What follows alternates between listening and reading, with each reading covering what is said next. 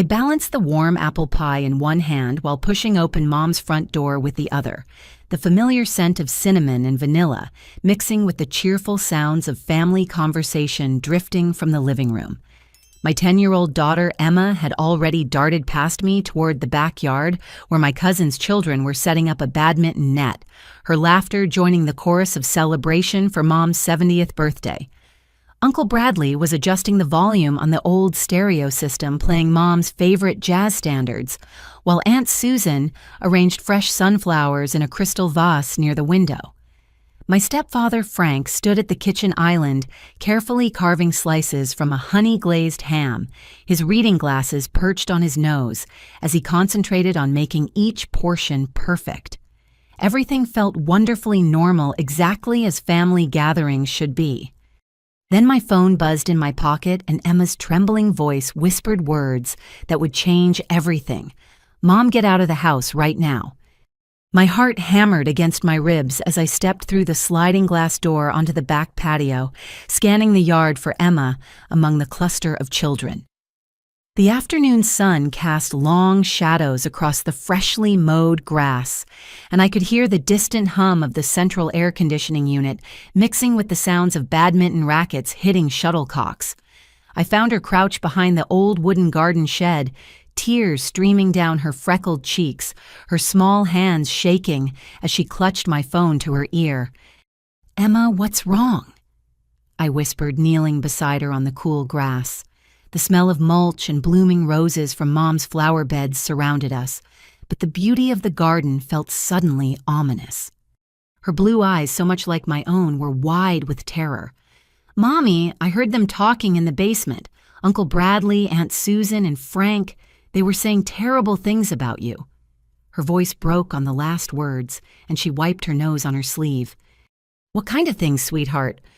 I tried to keep my voice calm, but ice was already forming in my stomach. "They said they need to get rid of you permanently. Bradley said something about making it look like an accident, and Susan kept talking about insurance money. Frank had papers with him, and he said they've been planning this for months, waiting for today when everyone would be here together." Emma's words tumbled out in a rush, each one hitting me like a physical blow. I pulled her close, feeling her small body trembling against mine. Through the kitchen window, I could see Frank still carving the ham, his movements methodical and precise. Uncle Bradley was laughing at something Mom was saying, his arm draped casually around her shoulders. Aunt Susan was taking photographs of the birthday decorations, her smile bright and genuine. They all looked so normal, so loving, so incapable of the evil Emma was describing. "Are you absolutely certain about what you heard?" I asked, though every instinct in my body was already screaming at me to run. Emma nodded vigorously. "I went downstairs to get more paper plates from the storage room, and I heard them through the basement door.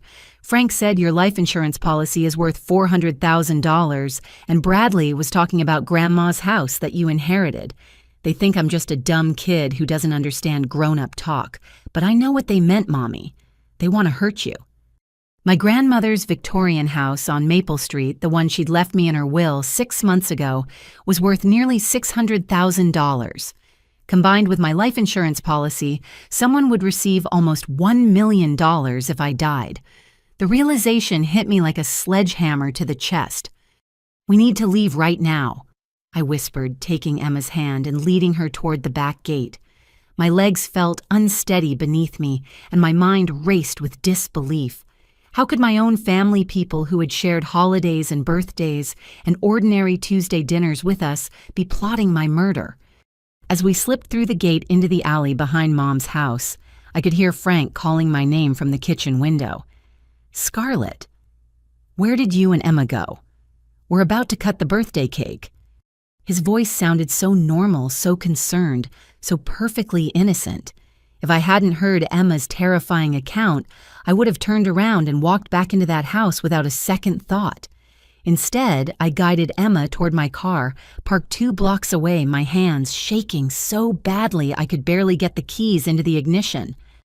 "Where are we going, Mommy?" Emma asked as I pulled away from the curb, checking the rearview mirror obsessively to make sure no one was following us. "I don't know yet, baby, but you saved our lives today." I need you to know how proud I am of you for being so brave and smart." I reached over and squeezed her hand, trying to project calm, while my entire world crumbled around me. The last thing I saw as we drove away was Frank's silhouette in Mom's front window, his phone pressed to his ear, his head turning left and right, as if searching for something or someone. The image burned itself into my memory as I realized that the man who had been my stepfather for 5 years, who had walked me down the aisle at my wedding, who had taught Emma how to ride a bicycle, was planning to kill me for money. 20 minutes later, I pulled into the parking lot of a roadside motel called the Pine Rest Inn, its neon sign flickering weakly in the late afternoon light. The building looked tired and worn, with faded blue paint peeling from the exterior walls and weeds growing through cracks in the asphalt, but it offered something invaluable: anonymity. I paid cash for a room with 2 double beds, signing the registration card with a fake name, while Emma sat quietly in a vinyl chair, her school backpack clutched tightly against her chest. The room smelled like industrial disinfectant and old carpet, with thin floral curtains that barely covered the single window overlooking the parking lot. I double-locked the door and fastened the security chain, then pulled the curtains closed and turned on every light in the room. Emma sat cross-legged on one of the beds, watching me pace back and forth across the small space. "Mommy, are we in trouble?" she asked, her voice small and uncertain. "No, sweetheart, we're not in trouble, but I need to make some phone calls to figure out what we're going to do next." I sat beside her on the scratchy polyester bedspread and smoothed her dark hair away from her face. "First, though, I need you to tell me everything else you remember about what you heard in the basement." Emma took a deep breath and closed her eyes as if replaying the conversation in her mind. "Frank had a folder with papers in it. He showed Bradley and Susan something that made them both smile really big, like when you show me my report card. Susan said something about how nobody would ever suspect them because they're such a loving family. Bradley said you've been sad since Grandma died, so people would believe you might have had an accident. The cruelty of it took my breath away. They were planning to use my grief over losing my grandmother, the woman who had raised me after my father died, as cover for my murder. They would tell everyone I was depressed, that I had become careless or reckless, that my death was a tragic but understandable accident. Frank also said something about your medicine," Emma continued. "He said it would be easy because you already take pills for your headaches, and nobody would think it was weird if you took too many by mistake." "My prescription migraine medication. I kept it in my purse, took it as needed, never thinking that someone might use it against me. Frank had watched me take those pills dozens of times, had even brought me water when my headaches were particularly bad. He knew exactly how to make my death look like an accidental overdose." I walked to the window and peered through a gap in the curtains at the parking lot below. My phone had been buzzing constantly for the past hour, call after call, from Mom's landline, from Frank's cell phone, from numbers I didn't recognize. I had turned off the ringer, but the screen continued to light up with missed call notifications. "I need to call your school and tell them you won't be there tomorrow," I said, pulling out my phone and scrolling through my contacts. "And I need to call my work and tell them I have a family emergency." But even as I made those necessary calls, explaining to Emma's teacher, Mrs. Rodriguez, that we had a sudden family crisis, and to my supervisor at the accounting firm that I needed emergency leave, I realized how isolated Frank's plan had made me. Who could I trust? Who would believe such an incredible story? My own mother clearly had no idea what her husband was planning. My brother lived in California and barely stayed in touch with the family. Most of my friends knew Frank and liked him. They would think I had lost my mind if I accused him of attempted murder. "Are you hungry?" I asked Emma after I finished the phone calls. She nodded, and I realized we had fled Mom's birthday party before eating anything except a few crackers and cheese. We walked across the parking lot to a convenience store attached to a gas station, the fluorescent lights buzzing overhead as we wandered the aisles looking for something that resembled dinner. I bought peanut butter and jelly sandwiches from the cooler section, along with chocolate milk for Emma and coffee for myself. At the cash register, I paid with the $68 I had in my wallet, acutely aware that I couldn't use my credit or debit cards without creating a trail that Frank might be able to follow. Back in our motel room, we sat on one of the beds eating our makeshift dinner while the local news played on the small television mounted to the wall. The anchors were discussing a house fire across town and an upcoming city council meeting, normal, everyday news that felt surreal given our circumstances. "Mommy, will we ever be able to go home?" Emma asked, picking at her sandwich. The question hit me like a punch to the stomach. Home. Our little yellow house on Oak Street with Emma's art projects stuck to the refrigerator and my grandmother's antique rocking chair by the living room window. Frank had keys to that house. He had helped me paint the kitchen last spring, had fixed the leaky faucet in the upstairs bathroom, had mowed the lawn every Saturday morning, while Emma and I made pancakes. How many times had he been alone in our house? What had he been doing there when we weren't around? I don't know, baby. But wherever we end up, we'll be together, and we'll be safe. That's what matters most. I wrapped my arms around her, feeling the weight of responsibility settle on my shoulders like a lead blanket. That night, Emma fell asleep curled up next to me, her breathing soft and steady while I stared at the water-stained ceiling and tried to process the magnitude of what we were facing. My stepfather, my uncle, and my aunt had spent months planning my murder. They had waited for the perfect opportunity, had prepared alibis, and cover stories had coldly calculated how to divide my assets after I was dead.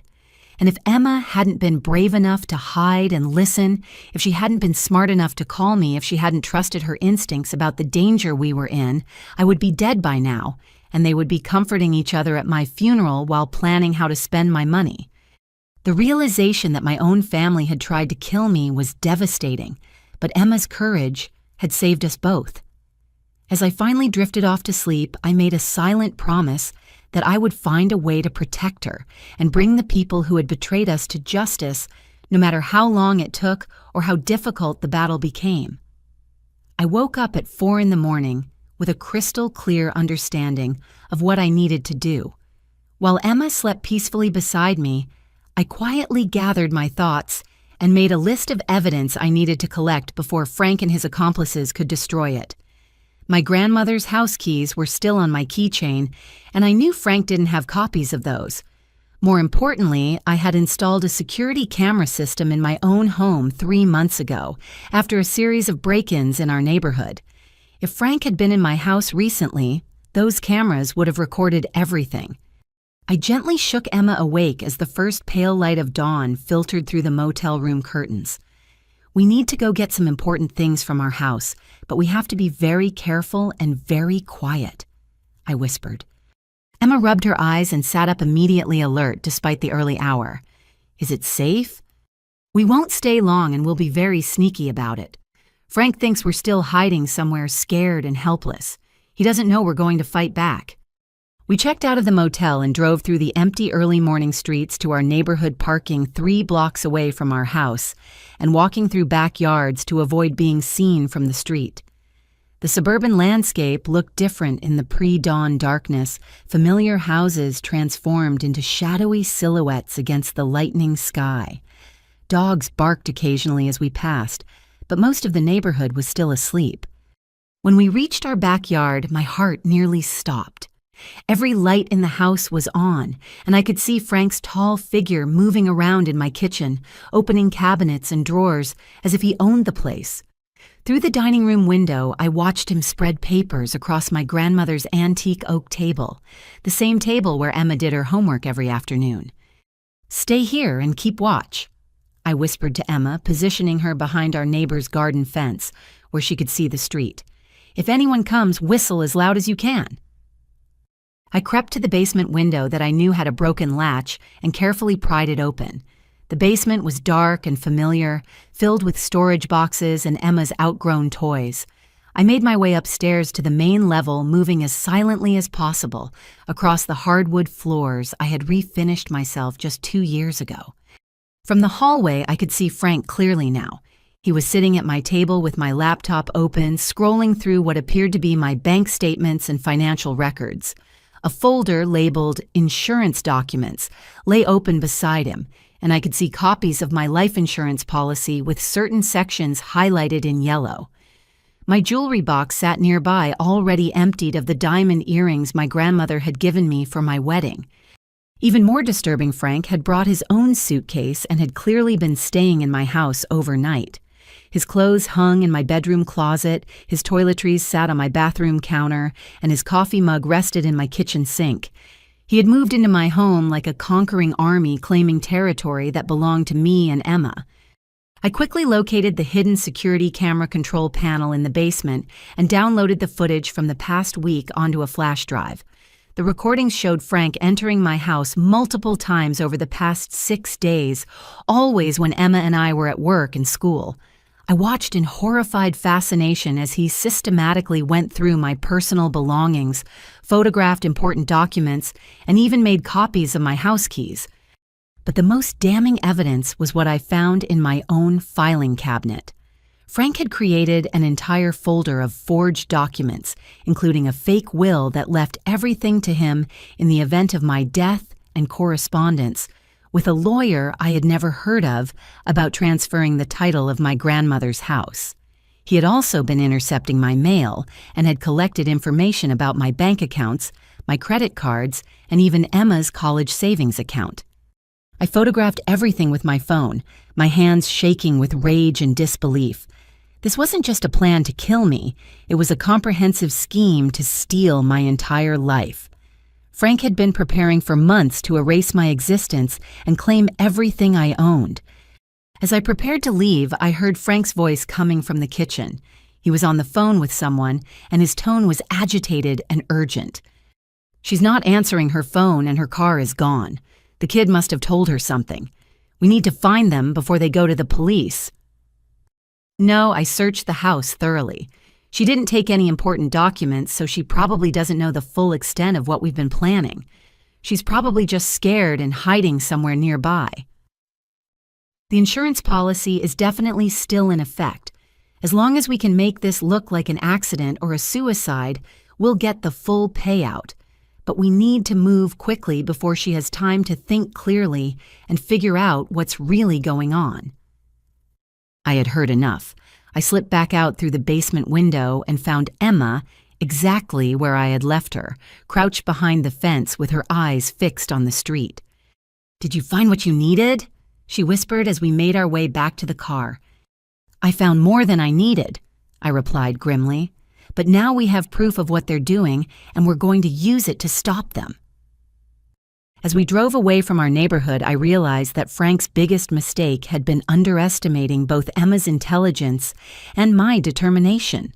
He thought he was dealing with a naive woman and a child who could be easily manipulated or eliminated. Instead, he was about to discover that he had chosen the wrong family to betray. By 8 o'clock that morning, Emma and I were sitting in the office of private investigator Riley Matthews, a former police detective who specialized in domestic fraud cases. His office occupied the second floor of a converted warehouse downtown, with exposed brick walls and large windows that flooded the space with natural light. Riley himself was a compact man in his 50s, with graying hair and intelligent brown eyes that missed nothing. "I've seen cases like this before, but never with this level of premeditation," Riley said after reviewing the security footage and photographs I had taken. He leaned back in his leather chair and studied the documents spread across his desk. "Your stepfather is either very experienced at this type of fraud, or he's getting professional help from someone who is." Emma sat quietly in a chair beside me, coloring in a book Riley had given her, but I could tell she was listening to every word. She had been through so much in the past 18 hours, yet she remained calm and alert, ready to help however she could. "What do you mean by professional help?" I asked. Riley pulled up a website on his computer and turned the screen so I could see it. "This law firm that Frank has been corresponding with doesn't actually exist. The address is a mailbox rental service, and the phone number goes to a voicemail system that's never answered. Someone created an elaborate fake law office specifically to help Frank forge documents related to your estate." The implications of this discovery sent chills through my entire body. So this isn't just Frank acting alone. Definitely not. This is organized fraud, possibly involving multiple victims across different states. The forged will you found is too sophisticated for an amateur to create. The letterhead, the legal language, the notarization stamps, everything is professionally done but completely fake. Riley opened another file on his computer and showed me a database of similar cases. I've been tracking patterns of insurance fraud involving family members, and several of these cases involve the same methods your stepfather is using. Fake lawyers forged wills, staged accidents that look like heart attacks or overdoses. Emma looked up from her coloring book. Does that mean Frank has hurt other people too? Riley's expression softened as he looked at her. That's what we're going to find out, sweetheart. But first we need to make sure you and your mom stay safe while we investigate. Over the next 2 hours, Riley walked me through the process of building a case against Frank and his conspirators. He explained how we could use the security footage as evidence, how to document the financial fraud, and how to protect Emma and myself from further attempts to harm us. But the most shocking revelation came when Riley ran Frank's name and social security number through his database of known criminals.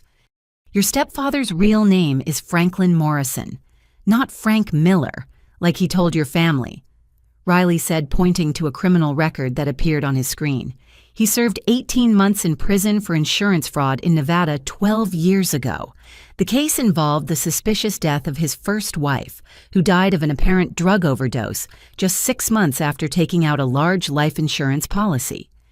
I stared at the screen in horror. Frank had done this before. He had killed before, and my mother had married a murderer without knowing it. There's more. Riley continued scrolling through additional records. Franklin Morrison has been married 4 times in the past 15 years. 2 of his wives died in accidents. 1 died of an apparent suicide, and 1 divorced him after he tried to poison her. Each time he collected substantial life insurance payouts before moving to a new state and assuming a new identity. Emma had stopped coloring entirely and was listening with wide eyes. I reached over and took her hand, squeezing it gently for comfort. The woman who survived and divorced him filed a police report claiming he had been systematically adding small amounts of prescription medication to her food to make her sick. Sound familiar? Riley looked at me meaningfully. My migraine medication. Frank knew exactly which pills I took, exactly how much was dangerous, exactly how to make my death look accidental.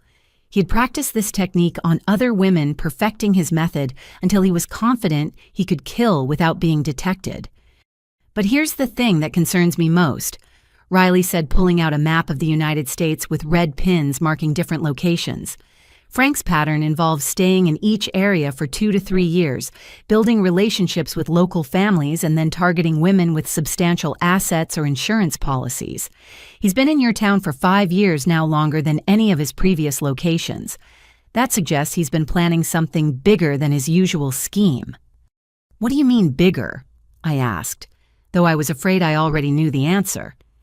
I think he's been working on multiple targets simultaneously.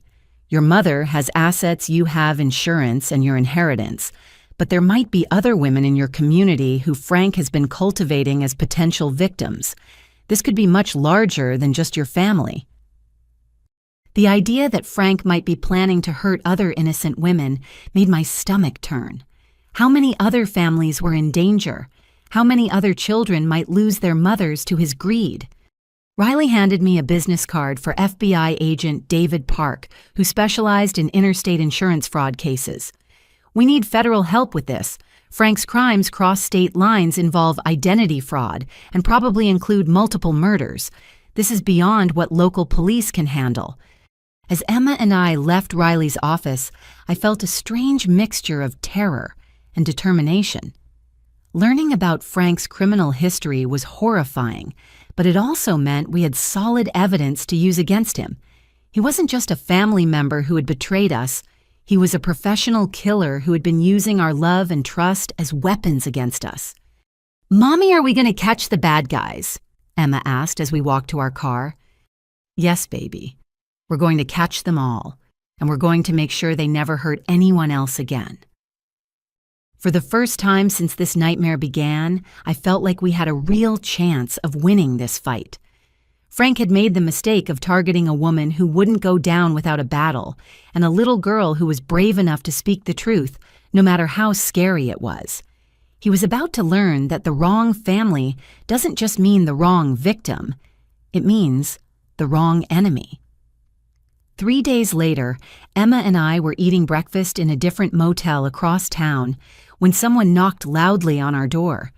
Through the peephole, I could see a woman in a business suit holding an official-looking folder accompanied by 2 uniformed police officers. My blood turned to ice water in my veins. "Mrs. Scarlett Johnson, I'm Janet Pierce from Child Protective Services.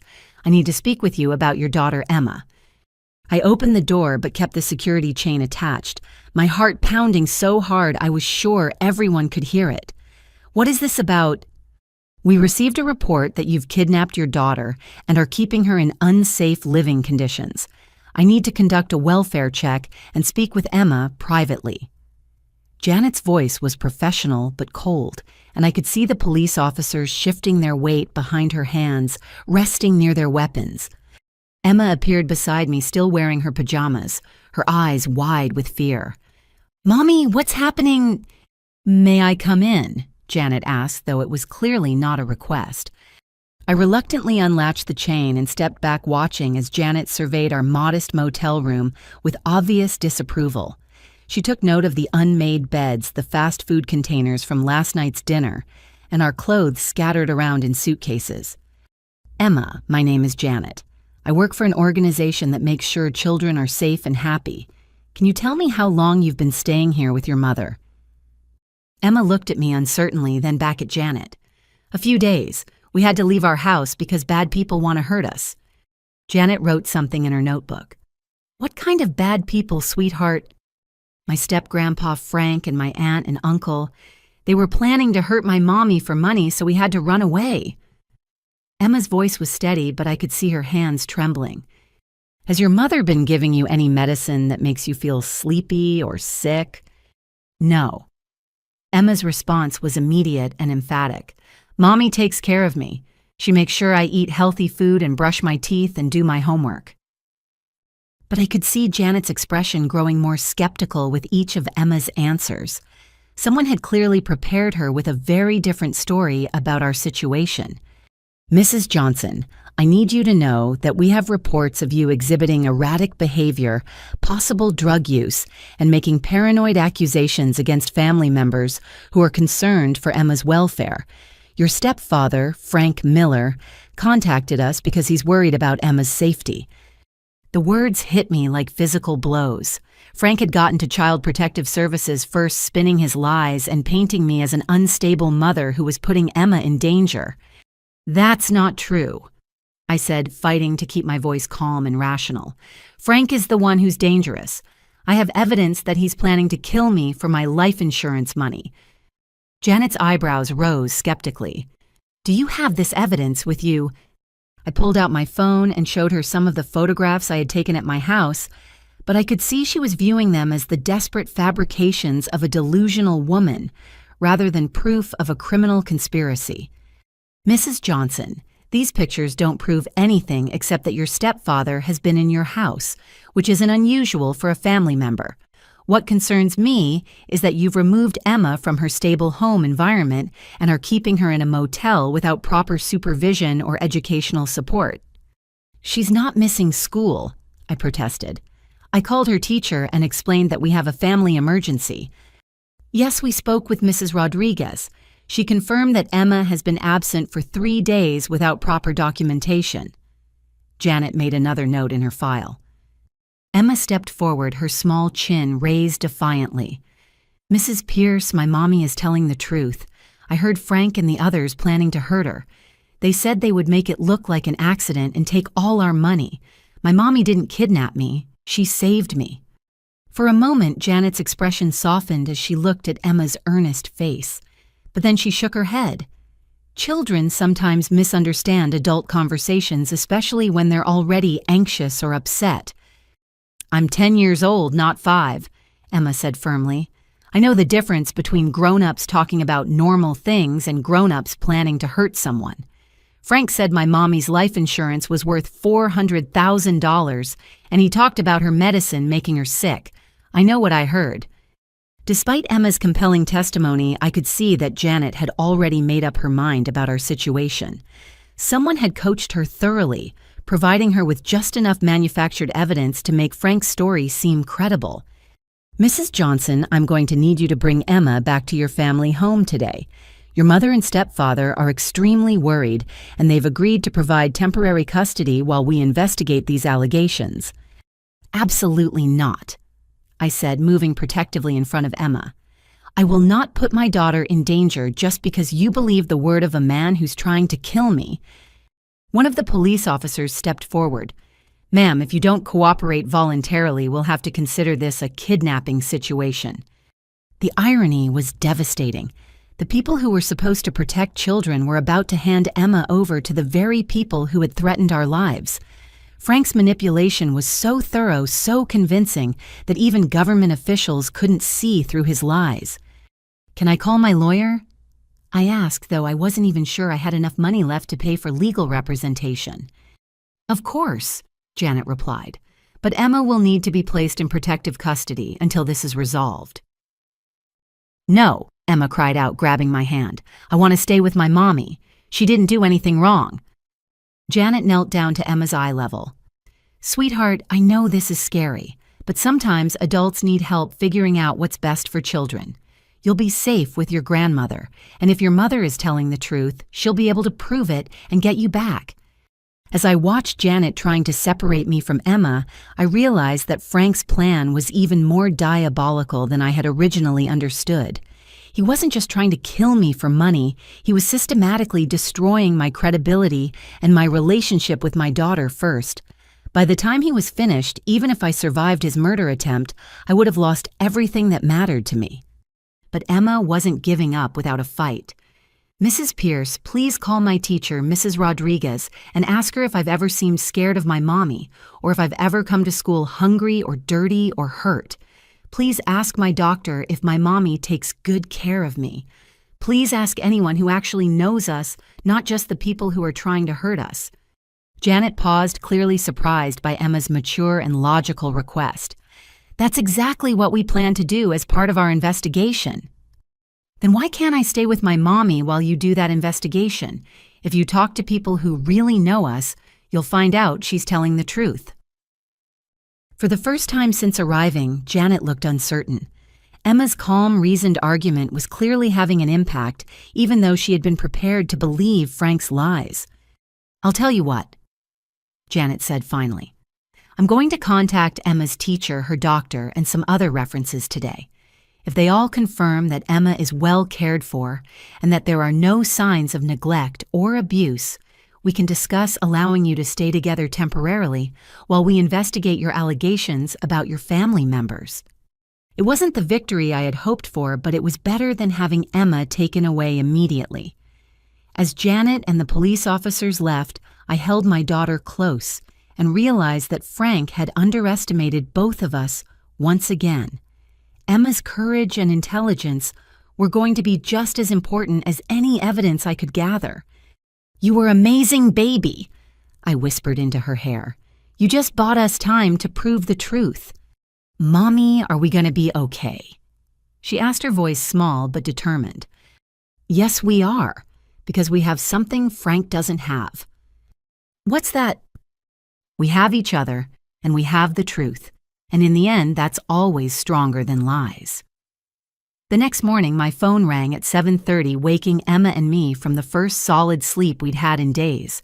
I expected another threatening call from Frank, or maybe Janet Pierce with more accusations, but instead I heard the warm, familiar voice of Mrs. Rodriguez, Emma's fourth-grade teacher. Scarlett, I just got off the phone with Child Protective Services, and I need you to know that I told them exactly what I think about these ridiculous accusations against you. Her voice was filled with indignation and fierce protectiveness. I've been Emma's teacher for 8 months now, and I've never seen a more well-adjusted, healthy, happy child in my entire career. Relief flooded through me so powerfully that I had to sit down on the edge of the motel bed. Finally, someone in authority was taking our side. "Mrs. Rodriguez, I can't tell you how much this means to me. Emma and I have been so scared and alone." "You're not alone anymore," she said firmly. "I also need you to know that I never trusted Frank. There was something about the way he looked at Emma during school events that made me uncomfortable. He was always asking too many questions about your family's financial situation and Emma's inheritance from her great-grandmother." This revelation hit me like a lightning bolt. Frank had been gathering information about us from multiple sources, including Emma's school. He had been planning this for much longer than I had realized. "Did he ask about anything specific?" I asked, reaching for a pen to write down everything Mrs. Rodriguez remembered. "Last month, during the parent-teacher conference, he spent 20 minutes asking about Emma's college fund and whether you had life insurance through your job. He claimed he was trying to help with financial planning, but it felt invasive and inappropriate. I actually made a note about it in my file because it bothered me so much." Emma was awake now, listening to my side of the conversation with bright, alert eyes. I put the call on speaker so she could hear Mrs. Rodriguez's support directly. "Emma, honey, are you there?" Mrs. Rodriguez asked. "I'm here, Mrs. Rodriguez. Thank you for believing us." "Sweetheart, I told that social worker that you are one of the smartest, most honest children I've ever taught. If you say you heard those adults planning to hurt your mother, then I believe every word of it." After we hung up with Mrs. Rodriguez, my phone rang again almost immediately. This time it was Dr. Sarah Chen, Emma's pediatrician, who had also been contacted by Child Protective Services. "Scarlett, I reviewed Emma's entire medical file before I called that social worker back," Dr. Chen said without preamble. "Emma has never missed a single vaccination or checkup. She's never shown any signs of neglect, abuse, or malnutrition. In fact, her health records show a child who is exceptionally well cared for. I told CPS that if they remove Emma from your custody based on these accusations, they'll be making a serious mistake." Dr. Chen's professional endorsement carried significant weight, and I felt another wave of hope washing over me. But her next revelation was even more important. I also told CPS that I had concerns about Frank after Emma's last checkup in February. He insisted on coming into the examination room with you, and he kept asking about Emma's mental health and whether children her age were prone to making up stories about adults. At the time, I thought he was just being an overprotective step-grandfather, but now I realize he was laying groundwork to discredit Emma if she ever tried to expose him. The pieces of Frank's manipulation were becoming clearer with each conversation. He had spent months preparing for this moment, creating doubt about Emma's credibility and my stability long before putting his murder plan into action. "Dr. Chen, would you be willing to write a formal statement about Emma's health and your concerns about Frank?" "Already done," she replied. "I faxed a detailed report to CPS this morning, and I'm copying your lawyer on everything." "I don't have a lawyer yet," I admitted. "You do now. Mrs. Rodriguez and I discussed your situation, and we both know Amanda Walsh, who handles family court cases. She's agreed to represent you pro bono because she believes children should never be separated from loving parents based on false accusations." 20 minutes later, Amanda Walsh called me from her office downtown. She was a sharp, no-nonsense attorney in her 40s who specialized in protecting families from exactly the kind of systematic manipulation Frank was using against us. "Scarlett, I've reviewed the CPS file and I can see Frank's fingerprints all over this case," Amanda said. "The accusations against you are textbook examples of how abusers isolate their victims and turn institutions against them. But we have strong evidence in your favor, and I'm confident we can fight this." Amanda explained that Frank had made several strategic errors in his approach to CPS.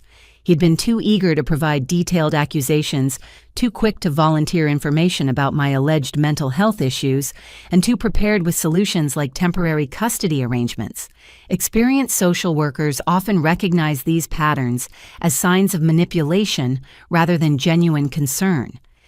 The good news is that Janet Pierce is actually a very good social worker who's just been fed a lot of convincing lies, Amanda continued.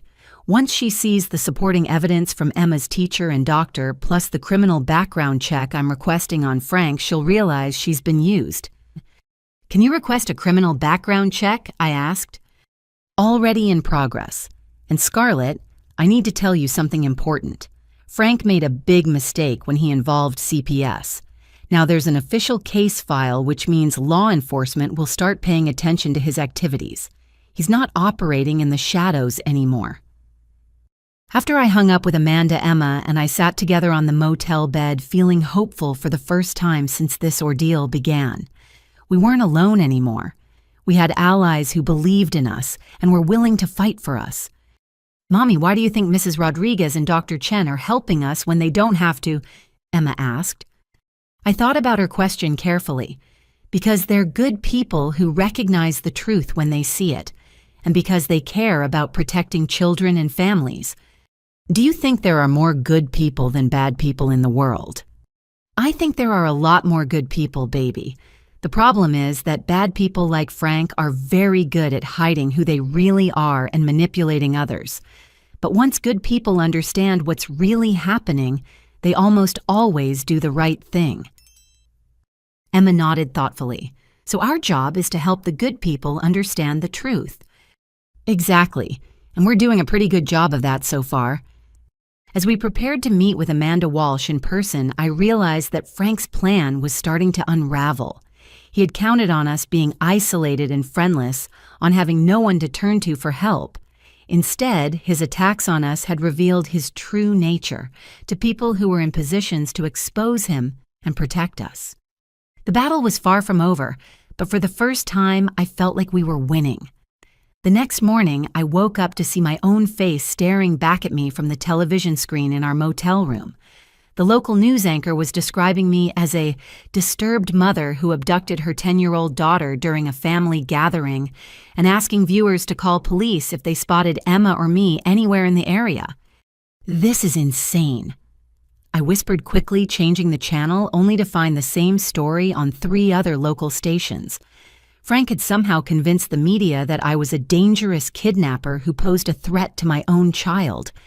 Emma sat up in bed and saw the television coverage, her face going pale, as she watched Uncle Bradley being interviewed outside Mom's house. He was wearing his best suit and had clearly prepared his talking points in advance. "Scarlett has been struggling with depression and paranoid thoughts since her grandmother died," Bradley told the reporter with perfect fake concern. "We're all very worried about her mental state, and we just want Emma to be safe. We're begging Scarlett to bring Emma home before someone gets hurt." The lies were so smooth, so convincing that I almost started to doubt my own memory of what Emma had overheard. Bradley looked genuinely worried, genuinely loving, genuinely innocent. If I hadn't seen the evidence with my own eyes, I might have believed him myself. Then Aunt Susan appeared on screen, dabbing at her eyes with a tissue as she spoke to another reporter. "Emma is such a sweet, innocent little girl. She doesn't understand what's happening and she must be so frightened. Scarlett has always been unstable, but we never thought she would put Emma in danger like this." "Turn it off, Mommy," Emma said quietly. "I don't want to watch them lie about us anymore." But the damage was already done. As we drove to our meeting with attorney Amanda Walsh, I noticed people looking at our car more carefully, checking license plates and studying Emma's face. Frank had turned us from victims into fugitives with just a few well-placed phone calls to local news stations. Amanda's office was in a converted Victorian house downtown with high ceilings and original hardwood floors that creaked as we walked upstairs to her second-floor suite. She met us at the door with a grim expression and a stack of newspapers under her arm. "The media coverage is worse than I expected," she said, leading us into her office and closing the door firmly behind us. "Frank is playing this perfectly. He's created a narrative where you're the unstable aggressor and he's the concerned family member trying to protect Emma." "How is this legal?" I asked, sinking into one of the leather chairs across from Amanda's desk. "How can they just lie about us on television?" "Technically, they're not lying," Amanda explained. "Everything they're saying is phrased as opinion or concern rather than factual statements. Bradley says you've been struggling and that he's worried about your mental state. Susan says you've always been unstable, but frames it as her perception rather than a medical diagnosis. It's manipulation, but it's not legally actionable defamation. Emma climbed into the chair next to mine and pulled her knees up to her chest. Are people going to try to catch us now? Amanda's expression softened as she looked at Emma. Some people might try to help the police find you because they think they're helping keep you safe. But we're going to make sure everyone understands the real truth about what's happening. How? I asked. We're going public with our side of the story. I've arranged for you to be interviewed by investigative reporter Michelle Santos at Channel 7. She specializes in exposing family fraud and domestic abuse cases, and she's very good at helping viewers see through manipulation tactics. The idea of appearing on television terrified me, but I realized it was our only chance to counter Frank's lies with our own truth. What about Emma? I don't want her to be exposed to more media attention. Emma will stay here with my paralegal during the interview. But Scarlett, I need you to understand that this is our one chance to change the narrative. If we don't act quickly, public opinion will solidify around Frank's version of events, and it will be almost impossible to change people's minds later. 2 hours later, I was sitting in a television studio across from Michelle Santos, a sharp-eyed woman in her 40s who had built her career on exposing exactly the kind of manipulation Frank was using against my family. Scarlett, I've reviewed the evidence you provided about your stepfather's criminal background and the forged documents found in your home, Michelle said as the cameras rolled. Can you walk us through what really happened at your mother's birthday party? I took a deep breath and told our story from the beginning, starting with Emma's terrifying phone call and ending with the discovery of Frank's previous murders and identity fraud. Michelle asked tough questions, challenging me to provide specific details and evidence for every claim I made. You understand that your family members are telling a very different story, Michelle said. They claim you've been paranoid and delusional, that you're putting Emma in danger by keeping her away from home and school.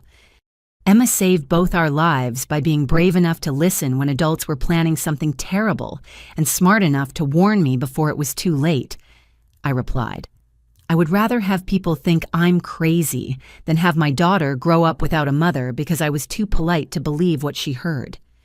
The interview aired that evening, providing a counterpoint to Frank's media manipulation. Michelle had also done her own investigation, confirming Frank's criminal background and interviewing law enforcement officials who confirmed that his previous wives had died under suspicious circumstances. But Frank was ready for our counterattack. Within hours of the interview airing, he appeared on a competing news program with his own rebuttal. It breaks my heart to see Scarlett making these desperate accusations, he said, his voice heavy with fake sadness. She's clearly having some kind of breakdown, and instead of getting the help she needs, she's dragging poor Emma deeper into her delusions. These so-called criminal records are either completely fabricated or refer to a different person with a similar name. Watching Frank lie so smoothly and convincingly on television made my stomach turn, but I also noticed something important. He was working too hard to discredit the evidence. If our accusations were truly baseless, he wouldn't need to spend so much time and energy fighting them. He's scared, Amanda said when she called me after Frank's interview. He's making mistakes now, getting too defensive, providing too much detail in his denials. Experienced investigators will start to see the patterns. What kind of patterns? I asked. Guilty people often over-explain and over-justify their innocence.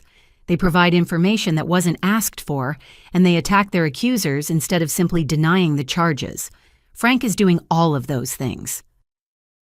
That night, as Emma and I watched the local news coverage of our case from our new motel room across town, I realized that Frank had made a critical error. By involving the media, he had opened our situation up to public scrutiny and professional investigation. He was no longer operating in the shadows, manipulating family dynamics and government agencies. Now he was facing experienced journalists and legal professionals who specialized in recognizing exactly his type of manipulation. "Mommy, do you think people believe us now?" Emma asked as we got ready for bed. Some people do, and that's enough to keep us safe while we build our case against Frank and his helpers. Are we going to win?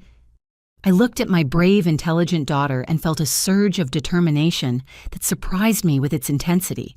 Yes, baby, we're going to win, because Frank made the biggest mistake a criminal can make.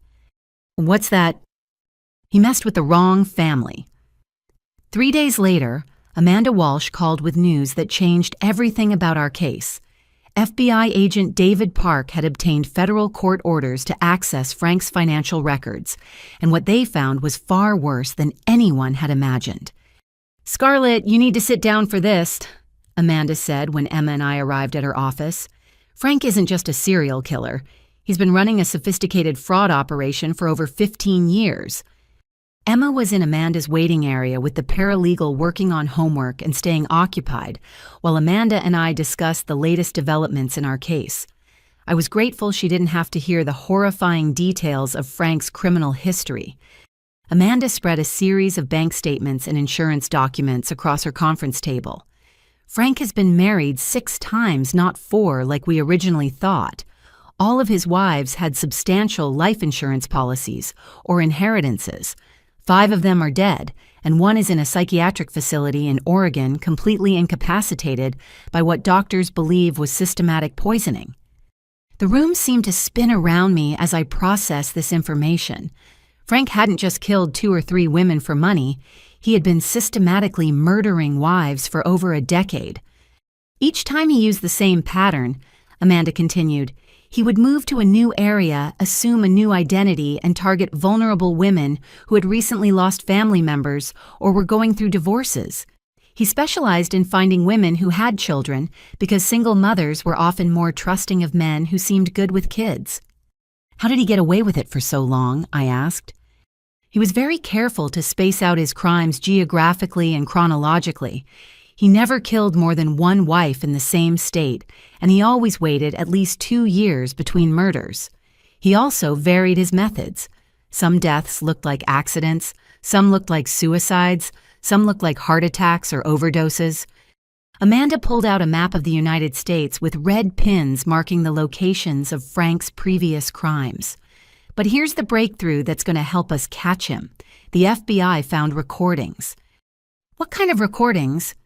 Frank apparently recorded conversations with all of his co-conspirators as insurance against being betrayed.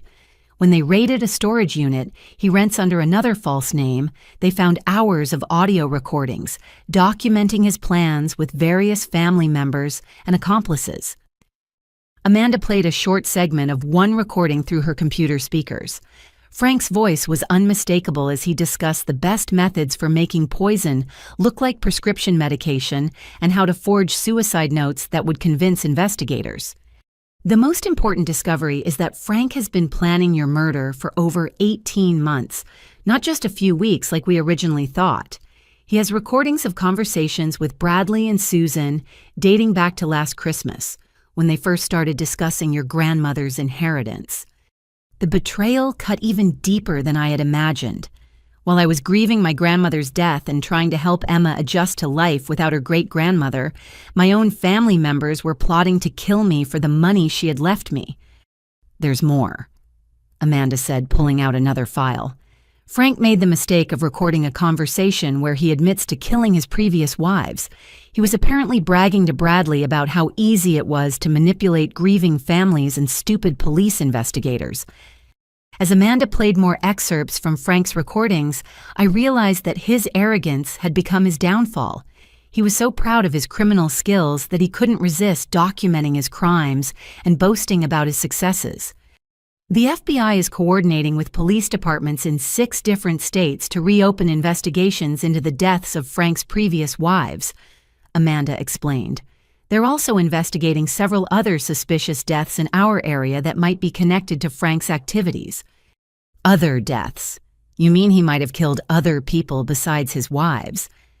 Frank apparently targets entire families when the financial payoff is large enough.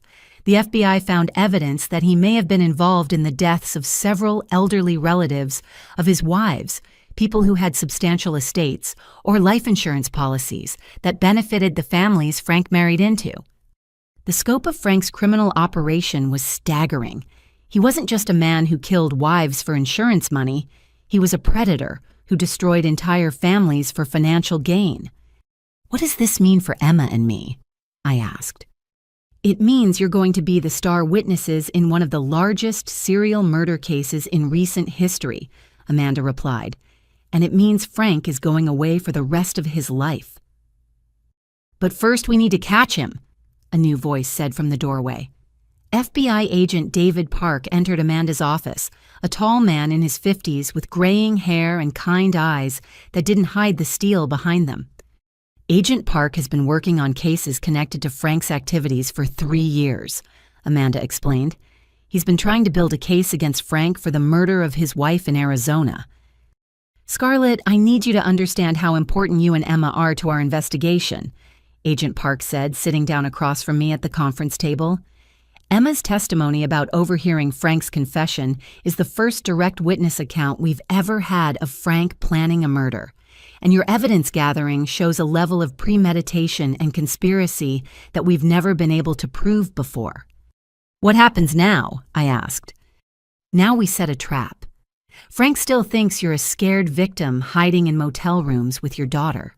He doesn't know we have recordings of his confessions, and he doesn't know we've connected him to murders in other states. We're going to use that advantage to make him incriminate himself even further."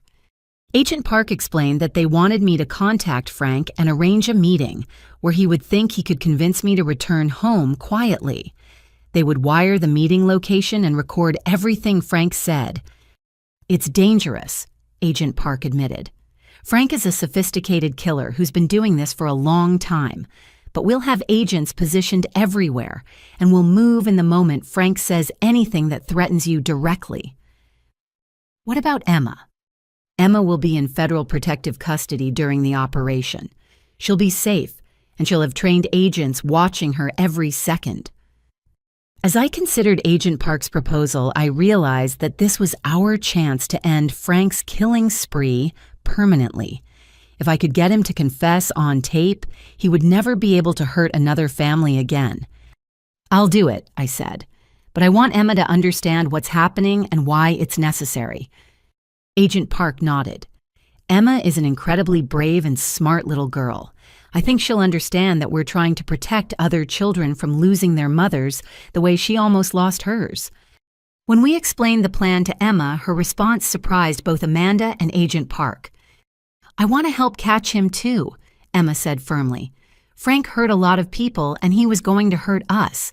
If I can help stop him from hurting anyone else, then that's what I want to do."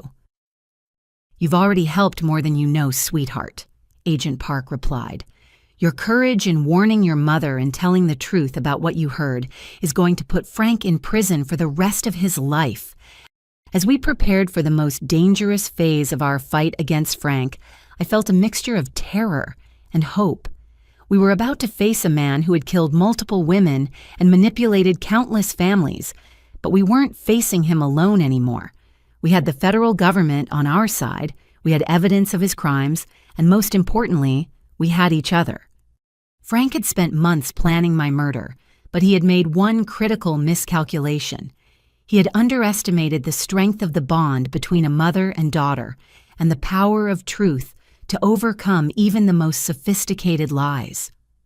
2 days later, Emma and I said goodbye in the parking lot of a safe house 20 miles outside of town.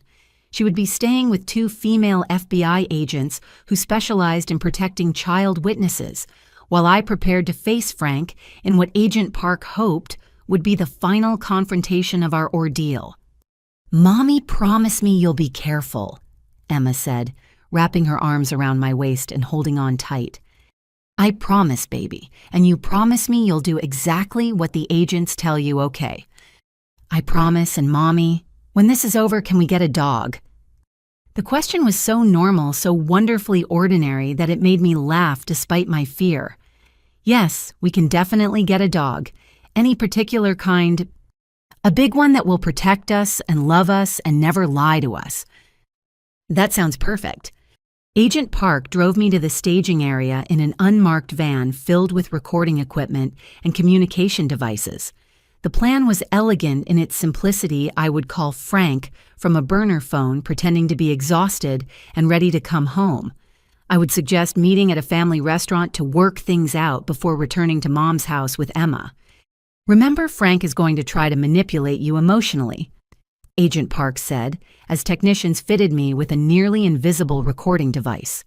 He'll probably apologize, claim everything was a misunderstanding, and try to convince you that Emma misheard or misunderstood what was said.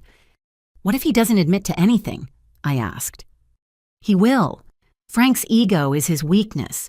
He can't resist showing off how clever he is, and he'll want to convince you that you're no match for his intelligence.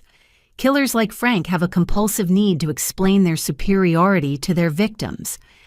The restaurant Agent Park had chosen was a chain family establishment in a busy shopping center with multiple exits and clear sight lines for surveillance. Federal agents would be positioned at tables throughout the restaurant, disguised as ordinary customers having lunch with their families. At exactly 2 o'clock, I dialed Frank's number from the burner phone, my hands shaking as I waited for him to answer. Scarlett. Oh, thank God, I've been so worried about you and Emma. Frank's voice was perfectly pitched with relief and concern, exactly the tone a loving stepfather would use. Frank, I need to talk to you. Emma and I are tired of hiding, and I think maybe we overreacted to something we didn't understand properly. Of course, sweetheart. Family misunderstandings happen all the time. The important thing is that you and Emma are safe. Where are you? I can come get you right now. I'd rather meet somewhere neutral first just to talk things through. There's a lot of confusion about what happened, and I want to make sure we're all on the same page before I bring Emma home. Frank was quiet for a moment, and I could almost hear the gears turning in his head as he calculated his next move. That's very wise of you, Scarlett. Where would you like to meet? I gave him the name and address of the restaurant, and we agreed to meet in 30 minutes. As I hung up the phone, Agent Park nodded approvingly. Perfect. He took the bait completely. Now remember, your job is just to get him talking. Don't try to be clever or tricky. Just act like a tired, confused woman who wants to believe the best about her family. 25 minutes later, I was sitting in a booth near the back of the restaurant, my hands wrapped around a coffee cup to keep them from shaking. I could see at least 6 FBI agents positioned at various tables around the dining room, though they looked completely natural as they ate lunch and chatted with their partners. Frank arrived exactly on time, scanning the restaurant carefully before approaching my table. He looked older than I remembered, with deep lines around his eyes and a tension in his shoulders that suggested he was under more stress than he wanted to admit. "Scarlett, you look terrible," he said as he slid into the booth across from me, his voice filled with fake concern. "You've lost weight and you have dark circles under your eyes. This whole situation has been so hard on everyone." "I've been worried and confused," I replied, sticking to the script Agent Park had suggested. "Emma keeps insisting she heard you and Bradley and Susan planning to hurt me, but I keep thinking she must have misunderstood something."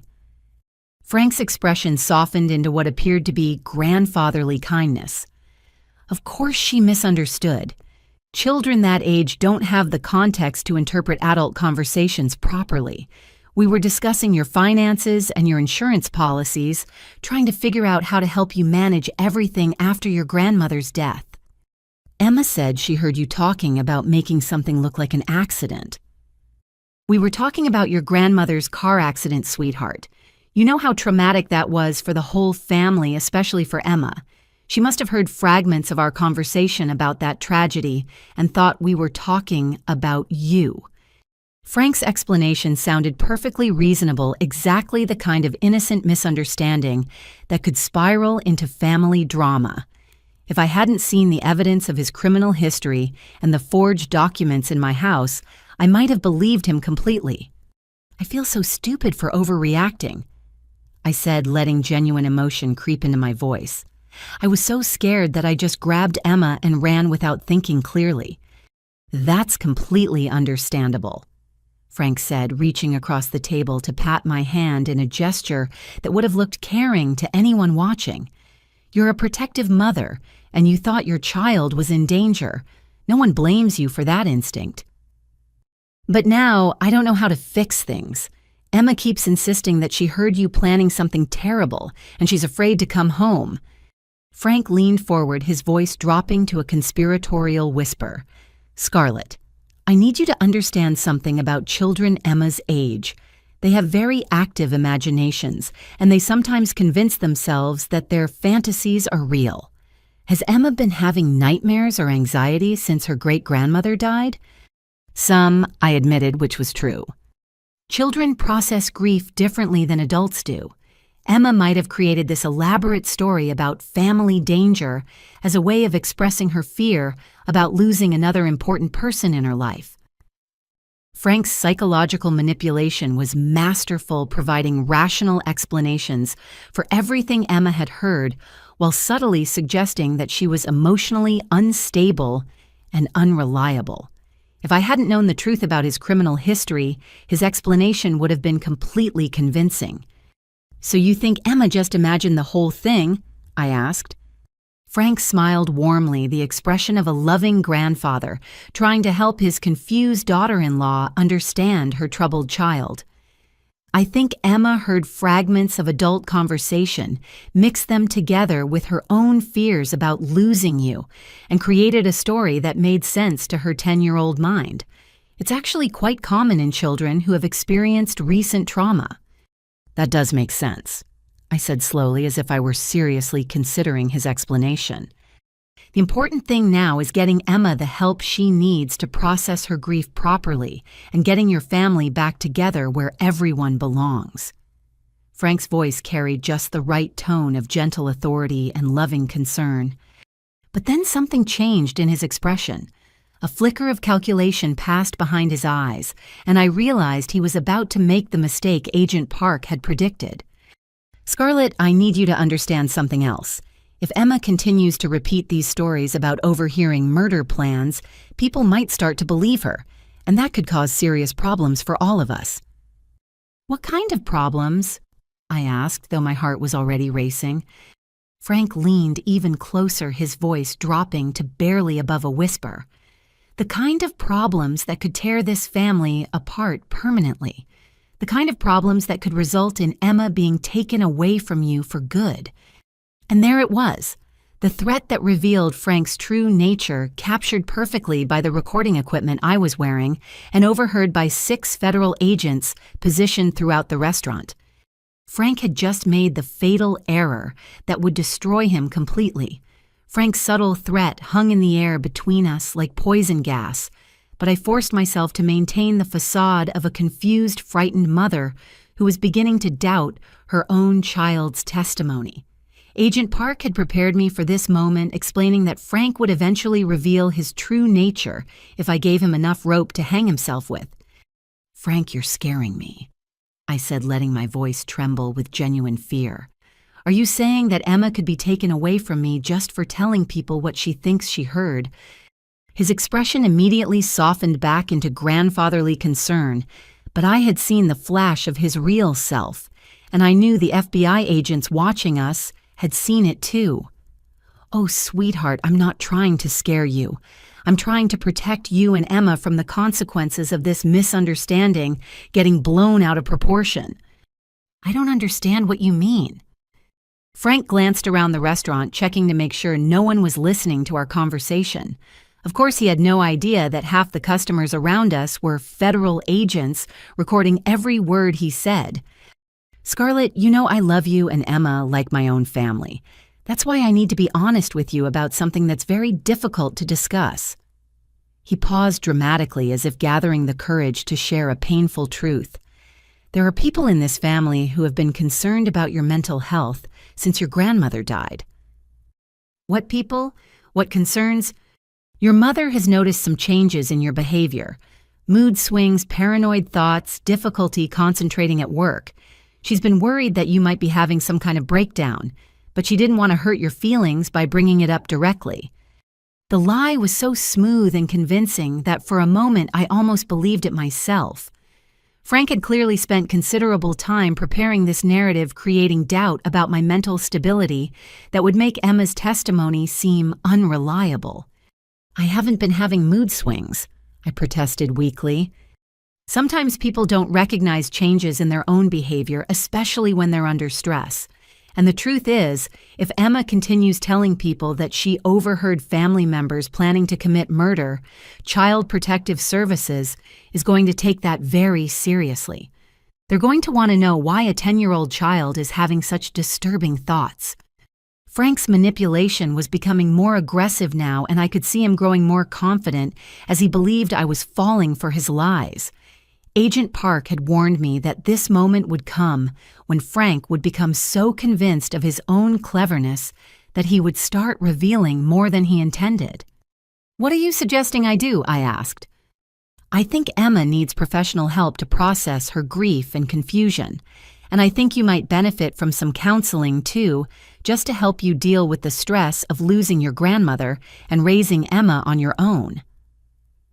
"And if I don't agree to counseling?" Frank's mask slipped again just for a split second, and I saw the cold calculation behind his concerned expression. "Scarlett, I'm trying to help you avoid a situation where Emma gets taken away from you permanently. If she keeps telling people these stories, and if you keep supporting her delusions instead of getting her help, the authorities are going to conclude that you're an unfit mother who's encouraging your child to make false accusations against innocent family members." The threat was becoming clearer now, wrapped in language that sounded helpful and caring, but carried the unmistakable message that Frank had the power to destroy my relationship with Emma if I didn't cooperate with his plans. "You're saying I should tell Emma that she imagined everything she heard." "I'm saying you should get Emma the professional help she needs to understand the difference between reality and the fantasies her grief has created." Frank reached across the table and took my hand in what would look like a comforting gesture to anyone watching. "Scarlett, I know this is hard to hear, but Emma didn't overhear anyone planning to hurt you. She overheard adults discussing your finances and your insurance policies, and her 10-year-old mind turned that into something sinister. But she seemed so certain about what she heard. She gave me specific details. Children can be very convincing when they believe their own fantasies. That's what makes this situation so dangerous. Emma has convinced herself that her story is true, and now she's convincing you. But if you really think about it, logically, does it make sense that your loving family would want to hurt you?" Frank's voice carried the perfect tone of reason and gentle authority, the voice of a wise adult helping a confused woman understand a difficult situation. If I hadn't known about his criminal history and seen the evidence of his fraud, I might have been completely convinced by his performance.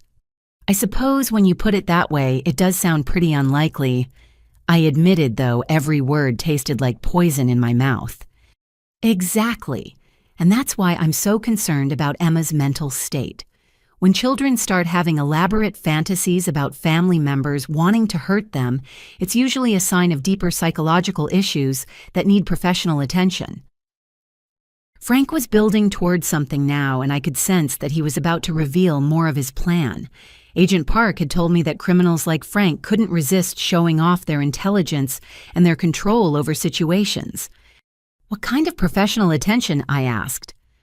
"There are excellent residential treatment facilities for children who are struggling with trauma and grief, places where Emma could get the intensive help she needs to work through these fantasies and learn to separate reality from imagination."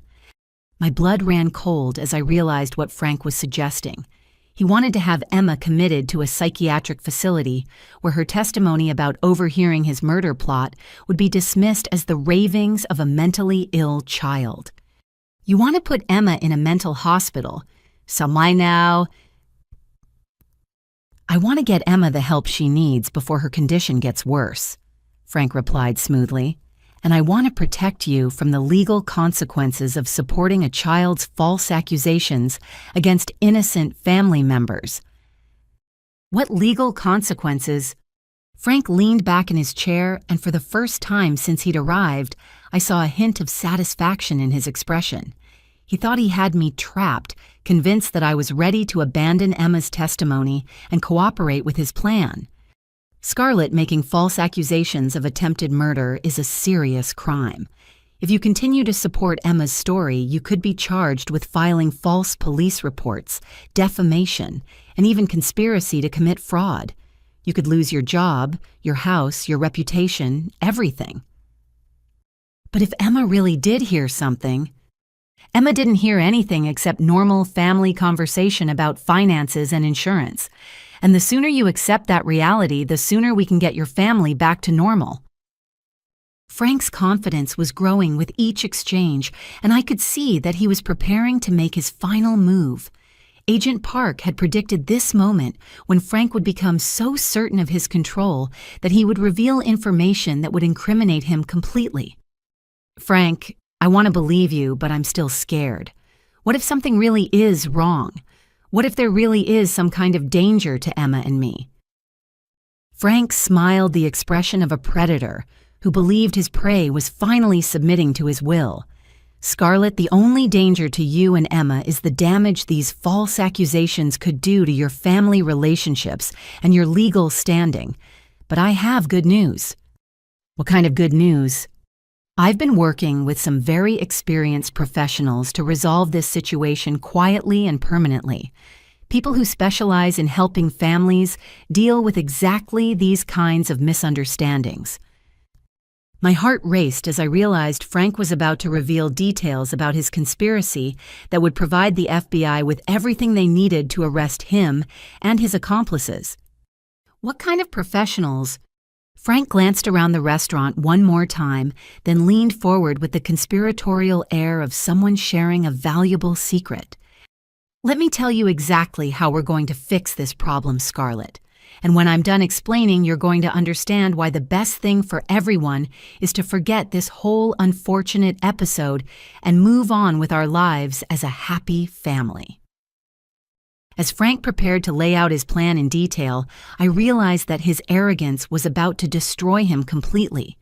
He was so confident in his manipulation and control that he was going to confess everything, providing the FBI with recorded evidence that would put him away for life. The trap was set, and Frank was about to walk directly into it. Frank settled back in his chair with the satisfied expression of a man who believed he had successfully manipulated his victim into submission. What he didn't know was that every word he was about to say was being recorded by FBI equipment and overheard by federal agents positioned throughout the restaurant. "Scarlett, what I'm about to tell you must stay between us until this whole situation is resolved." Frank began, his voice taking on the tone of someone sharing valuable inside information. "I've been working with some very discreet professionals to make sure Emma gets the help she needs, and you avoid any legal complications from these false accusations." "What kind of professionals?" I asked, though my skin was crawling with the knowledge that Frank was about to reveal the details of a conspiracy to destroy my family. "Well, first, there's Dr. Patricia Hensley, a child psychiatrist who specializes in treating children who make false allegations against family members. She's agreed to evaluate Emma and provide documentation that Emma's stories are the result of grief-induced fantasy disorder." I had never heard of grief-induced fantasy disorder, and I suspected Frank had made up the condition entirely. But the fact that he had already arranged for a corrupt psychiatrist to diagnose Emma with a fake mental illness showed the depth of his planning. "How did you find this psychiatrist?" Frank smiled proudly.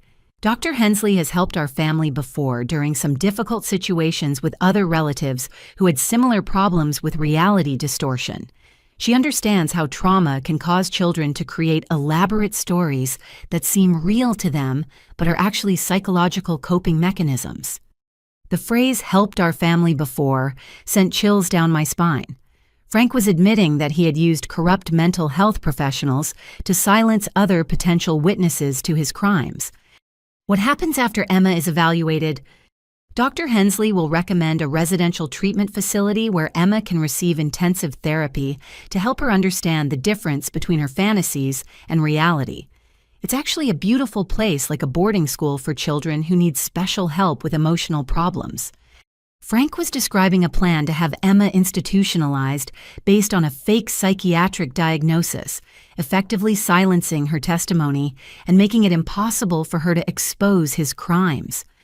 The casual way he discussed destroying a child's life made me physically sick. How long would Emma have to stay at this facility?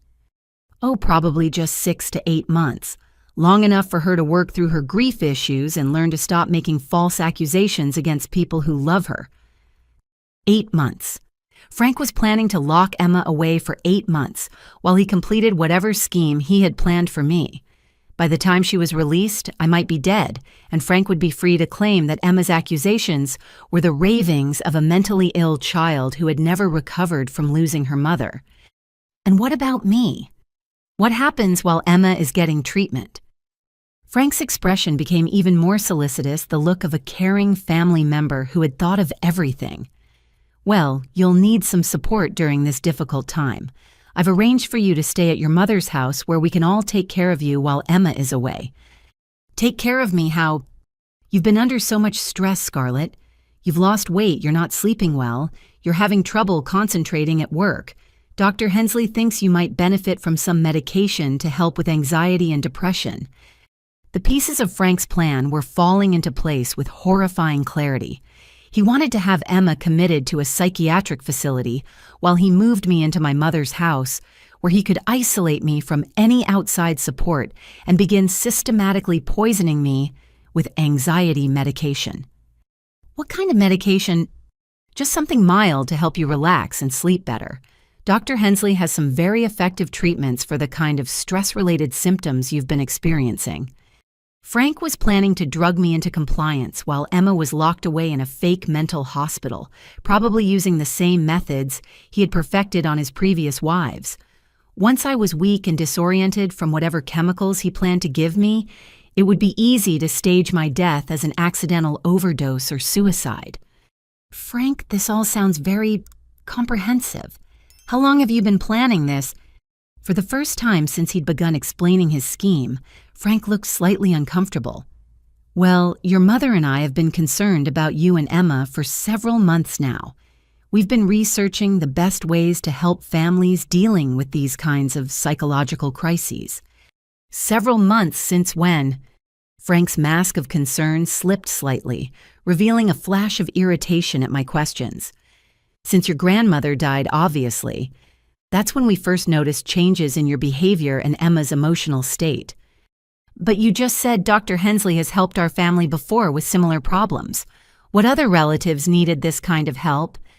Frank realized he had revealed more than he intended, and I could see him calculating how to recover from his mistake. There have been other family situations over the years where grief and trauma caused people to have trouble distinguishing reality from imagination.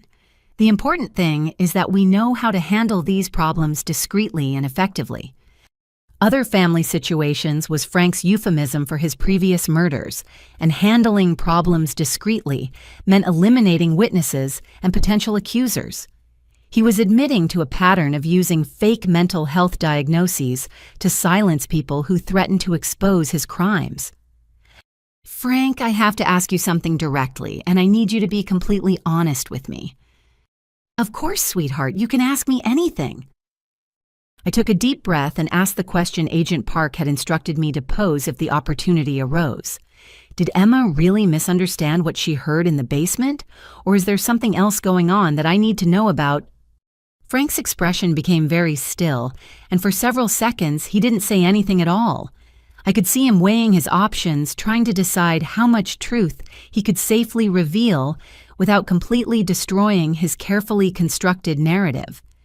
Scarlett, what Emma heard in the basement was a conversation between adults about solving some very serious family problems that could affect everyone's future security and happiness.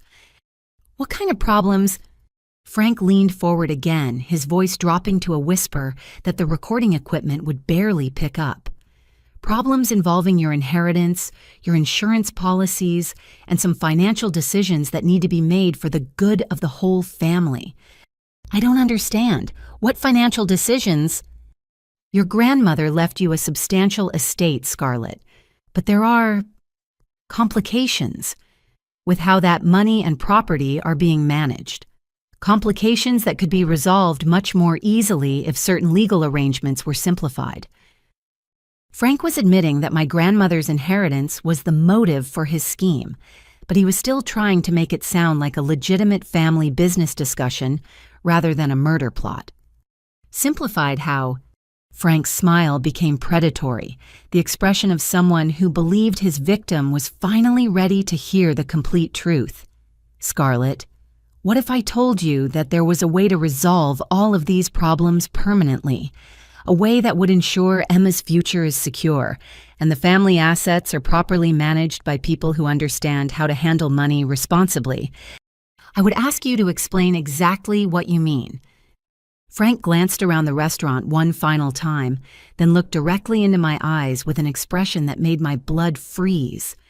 What I mean, my dear stepdaughter, is that sometimes the best way to solve complicated problems is to eliminate the complications entirely. And sometimes the people who create complications need to be redirected in ways that serve the greater good of the family. The confession was complete. Frank had just admitted on tape that he planned to eliminate complications and redirect people who stood in the way of his financial schemes.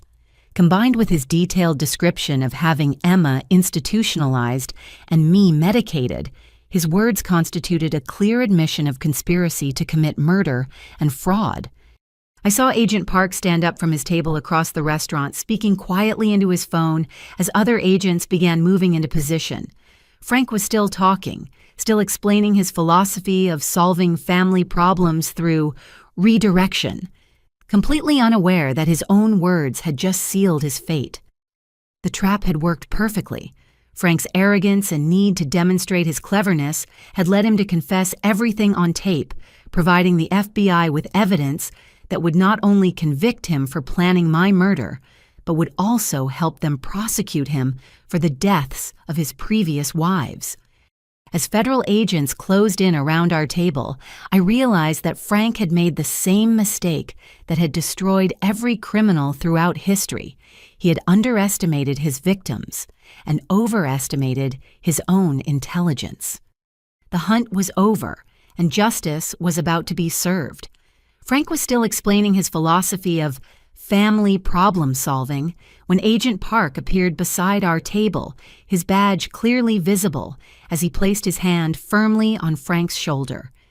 Franklin Morrison, you're under arrest for conspiracy to commit murder, fraud, and identity theft, Agent Park said in a clear, authoritative voice that carried across the restaurant. Frank's face went through a series of transformations in the span of 3 seconds. Confusion, recognition, rage, and finally a cold calculation as he realized the extent of his exposure. Other diners in the restaurant looked up from their meals as additional FBI agents moved in to secure the area. "This is ridiculous," Frank said, his voice carrying the perfect tone of innocent outrage that he had perfected over years of manipulation. "I was having a private conversation with my stepdaughter about family matters. You have no right to interfere. We have every right when that private conversation involves planning to murder your stepdaughter and have her daughter falsely committed to a psychiatric facility." Agent Park replied calmly as he handcuffed Frank's hands behind his back. I stood up from the table, my legs shaky but my voice steady. "Frank, Emma heard every word you said in that basement. She heard you planning to poison me at Mom's birthday party, and she saved both our lives by being brave enough to warn me." For the first time since I had known him, Frank's mask of benevolent concern disappeared completely. The man looking back at me was cold, calculating, and filled with rage at having his carefully laid plans destroyed by a 10-year-old child. "You stupid little girl." He snarled, his voice completely different from the gentle tone he had been using moments before. "Do you have any idea how much money you've cost me? How many months of planning you've ruined?" "Months?" Agent Park asked. "Try years. We found your storage unit, Franklin. We have recordings of you discussing this murder plot going back 18 months. We also have recordings of you bragging about killing your previous wives." The color drained from Frank's face as he realized the full extent of what the FBI had uncovered. "Those recordings are private property. You had no right to access them. We had court orders based on evidence provided by Mrs. Johnson and her daughter, evidence that led us to connect you to unsolved murders in 6 different states." As Agent Park led Frank toward the restaurant exit, other FBI agents were simultaneously moving in on the rest of the conspiracy. Agent Park's radio crackled with updates from teams that were arresting Bradley and Susan at their respective homes. "Bradley Hoffman is in custody at his residence," came the first report.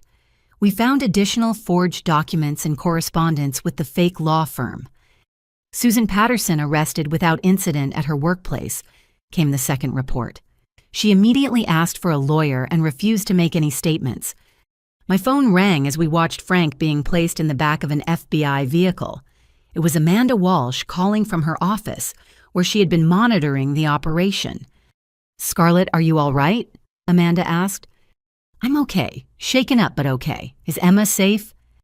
"Emma is fine. She's been watching the arrests on television with the agents protecting her, and she's very proud of how brave you were today." As the FBI vehicles drove away with Frank in custody, I realized that this nightmare was finally coming to an end.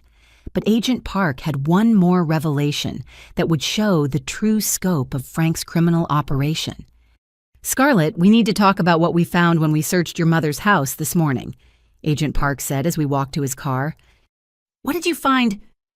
"Frank had been systematically drugging your mother with low doses of sedatives for the past 6 months. We found prescription bottles hidden in his belongings, with your mother's name on them, but the medications were never prescribed by her doctor." The revelation hit me like a physical blow. He was poisoning Mom, too. Slowly and carefully, making her confused and compliant so she wouldn't question his activities or notice his suspicious behavior. Your mother had no idea she was being drugged, which is why she never suspected that Frank was planning to kill you. I thought about Mom's behavior over the past few months, how tired she had seemed, how often she forgot things, how she had deferred to Frank's opinions even when they seemed unusual. I had attributed her changes to normal aging and the stress of adjusting to life after losing my grandmother, never imagining that her own husband was systematically poisoning her. Is she going to be all right? She's in the hospital now getting the drugs flushed from her system. The doctors expect her to make a complete recovery, but it will take several weeks for her to fully understand what Frank did to her and your family. As Agent Park drove me to the safe house where Emma was waiting, I tried to process the magnitude of what we had uncovered. Frank hadn't just been planning to kill me for money. He had been systematically destroying my entire family, drugging my mother into compliance while he forged documents and built his case for having Emma institutionalized. Agent Park, how many other families has Frank destroyed? We're still investigating, but we believe he's responsible for at least 8 deaths over the past 15 years, possibly more. Your courage in gathering evidence and Emma's bravery in speaking the truth is going to help us bring justice for all of those victims. When we arrived at the safe house, Emma ran into my arms with such force that she nearly knocked me over. She was laughing and crying at the same time, relief and joy and pride all mixed together in her bright expression. "Mommy, we caught him. We caught all of them." "Yes, baby, we did. And they're never going to hurt anyone else again." Agent Park knelt down to Emma's level. "Emma, I want you to know that you're a hero. Your courage and intelligence saved your mother's life and helped us solve crimes that go back many years. A lot of families are going to get justice because you were brave enough to speak the truth." Emma looked up at me with serious eyes. "Mommy, are we safe now?" I hugged her tighter, feeling the weight of months of fear and uncertainty finally lifting from my shoulders. "Yes, sweetheart, we're safe now. We can go home." As we prepared to leave the safe house and return to our real lives, I realized that Frank had made one final miscalculation. He had assumed that love and family bonds were weaknesses that could be exploited and manipulated. Instead, Our love for each other had given us the strength to fight back against his evil and protect not only ourselves, but countless other potential victims. The nightmare was over, but the lessons Emma and I had learned about courage, truth, and the power of believing in each other would stay with us forever.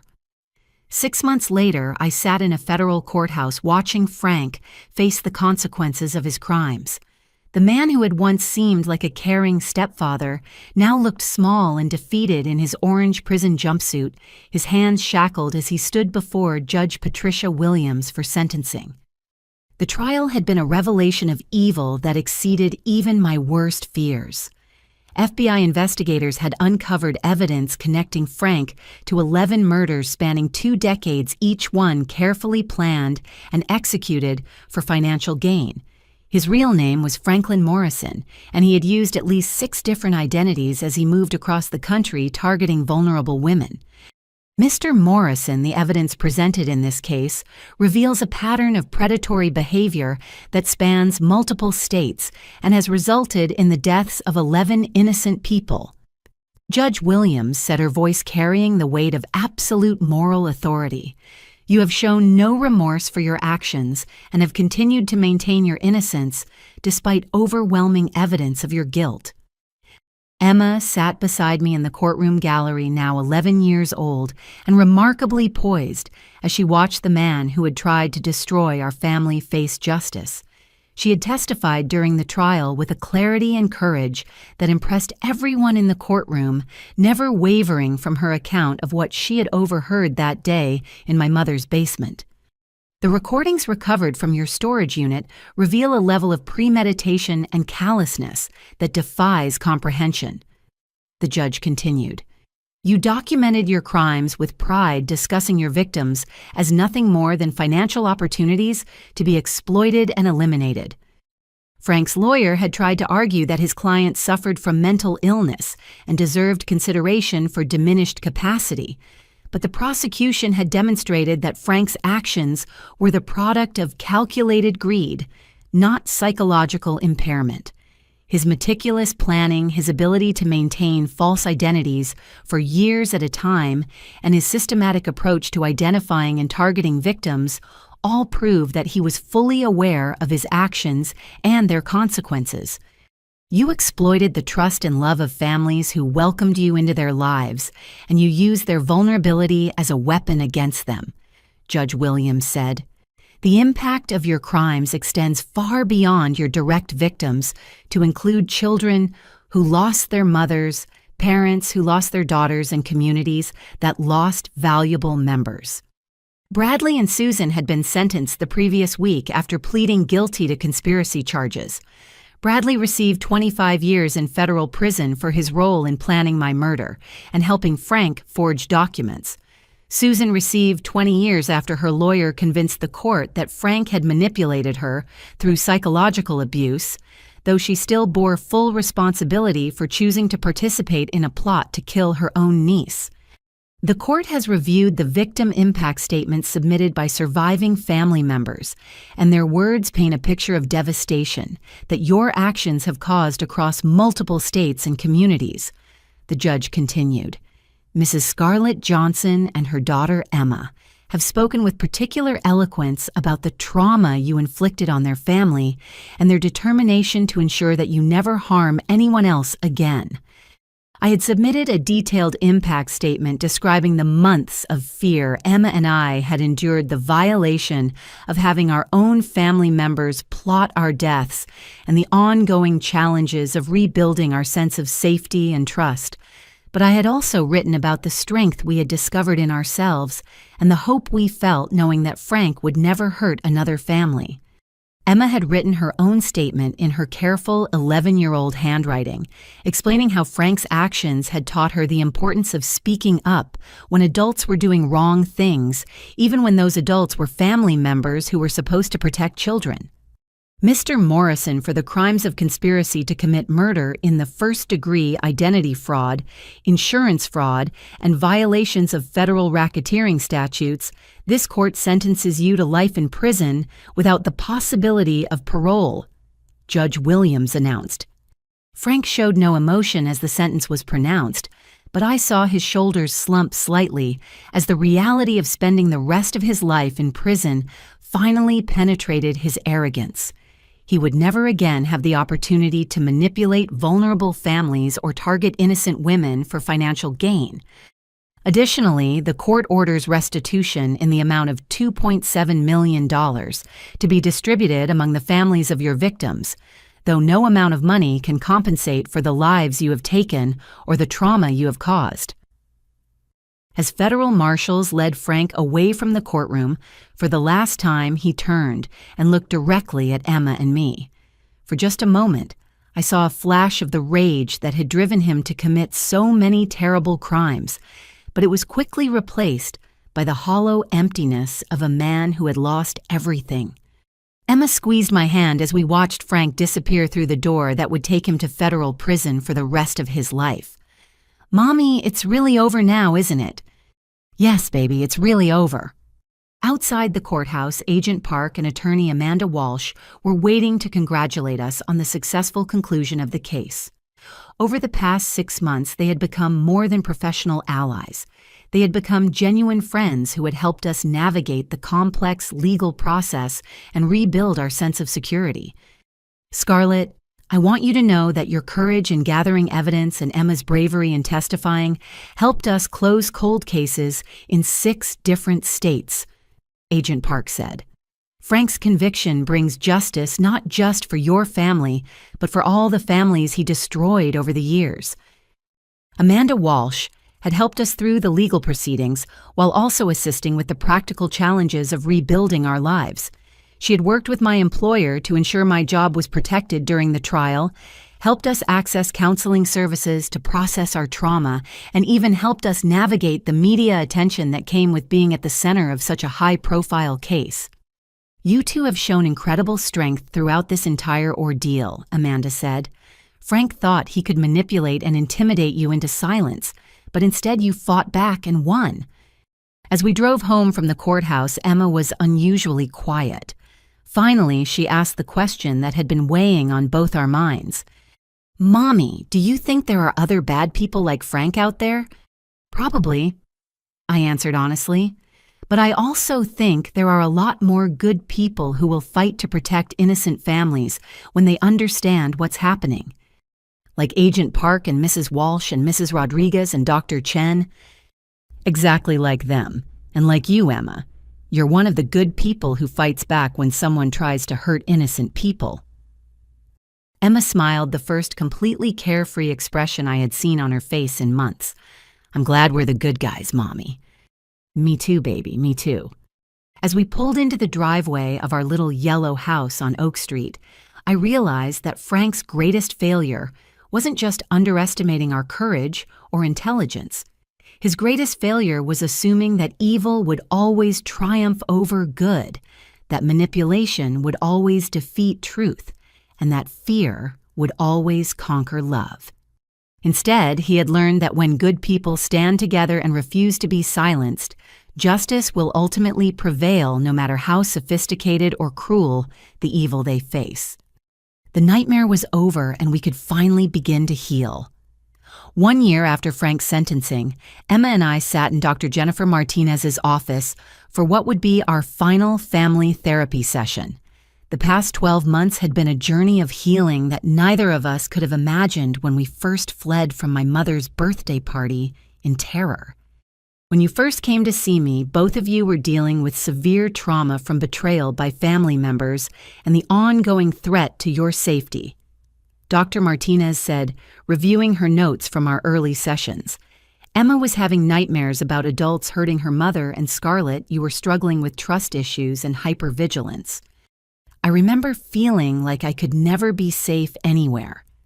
I said, thinking back to those early months when I checked locks obsessively and jumped at every unexpected sound. I couldn't believe that my own family had tried to kill me, and I didn't know who else might be dangerous. Emma, now 12 years old and noticeably more confident than she had been a year ago, added her own perspective. I kept worrying that other adults might be lying to us the way Frank and Uncle Bradley and Aunt Susan did. It was hard to know who to trust.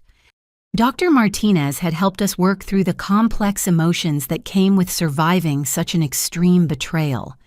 She had taught us techniques for managing anxiety, helped us rebuild our sense of safety, and guided us through the process of learning to trust people again without becoming naive or vulnerable. Or, what do you think has been the most important part of your healing process? Dr. Martinez asked.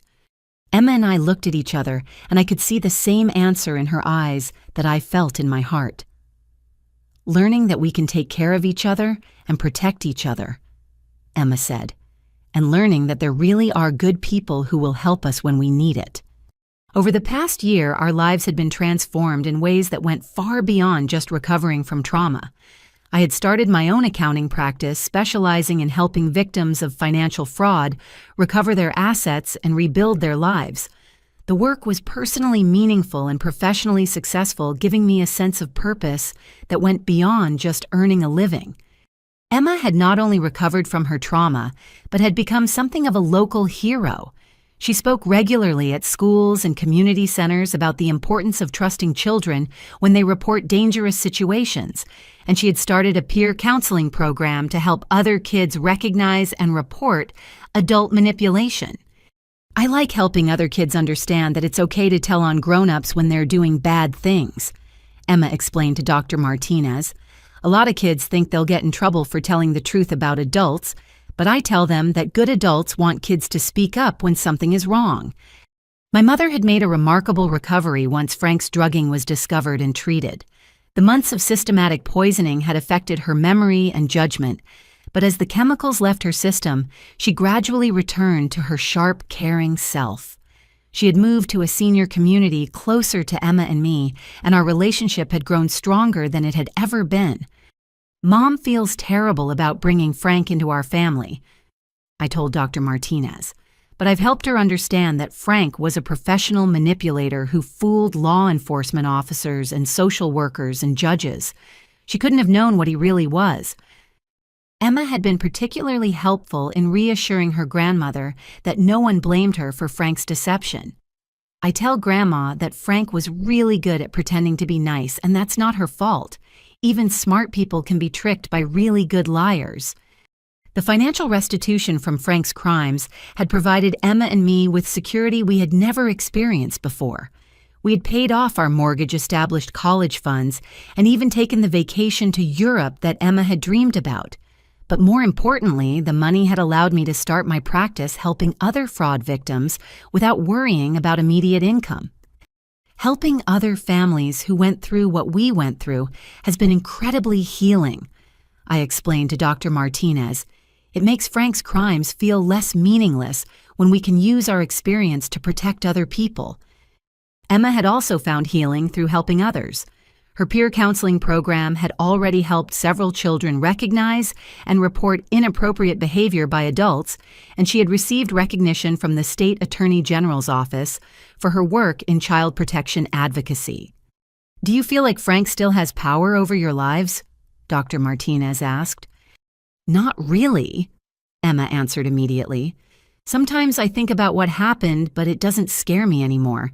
It makes me feel proud that we were brave enough to fight back and smart enough to win. I nodded in agreement. Frank took a lot from us, but he also taught us how strong we are and how much we can trust each other. In some ways, going through that experience made our relationship stronger than it would have been otherwise. Dr. Martinez smiled, making a final note in her file. You've both done remarkable work in processing this trauma and using it as motivation to help other people. That's not just healing, that's post-traumatic growth. As we prepared to leave Dr. Martinez's office for the last time, Emma asked a question that had been on her mind for weeks.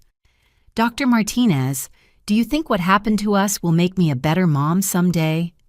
I think what happened to you taught you some very important lessons about protecting children and recognizing danger, Dr. Martinez replied.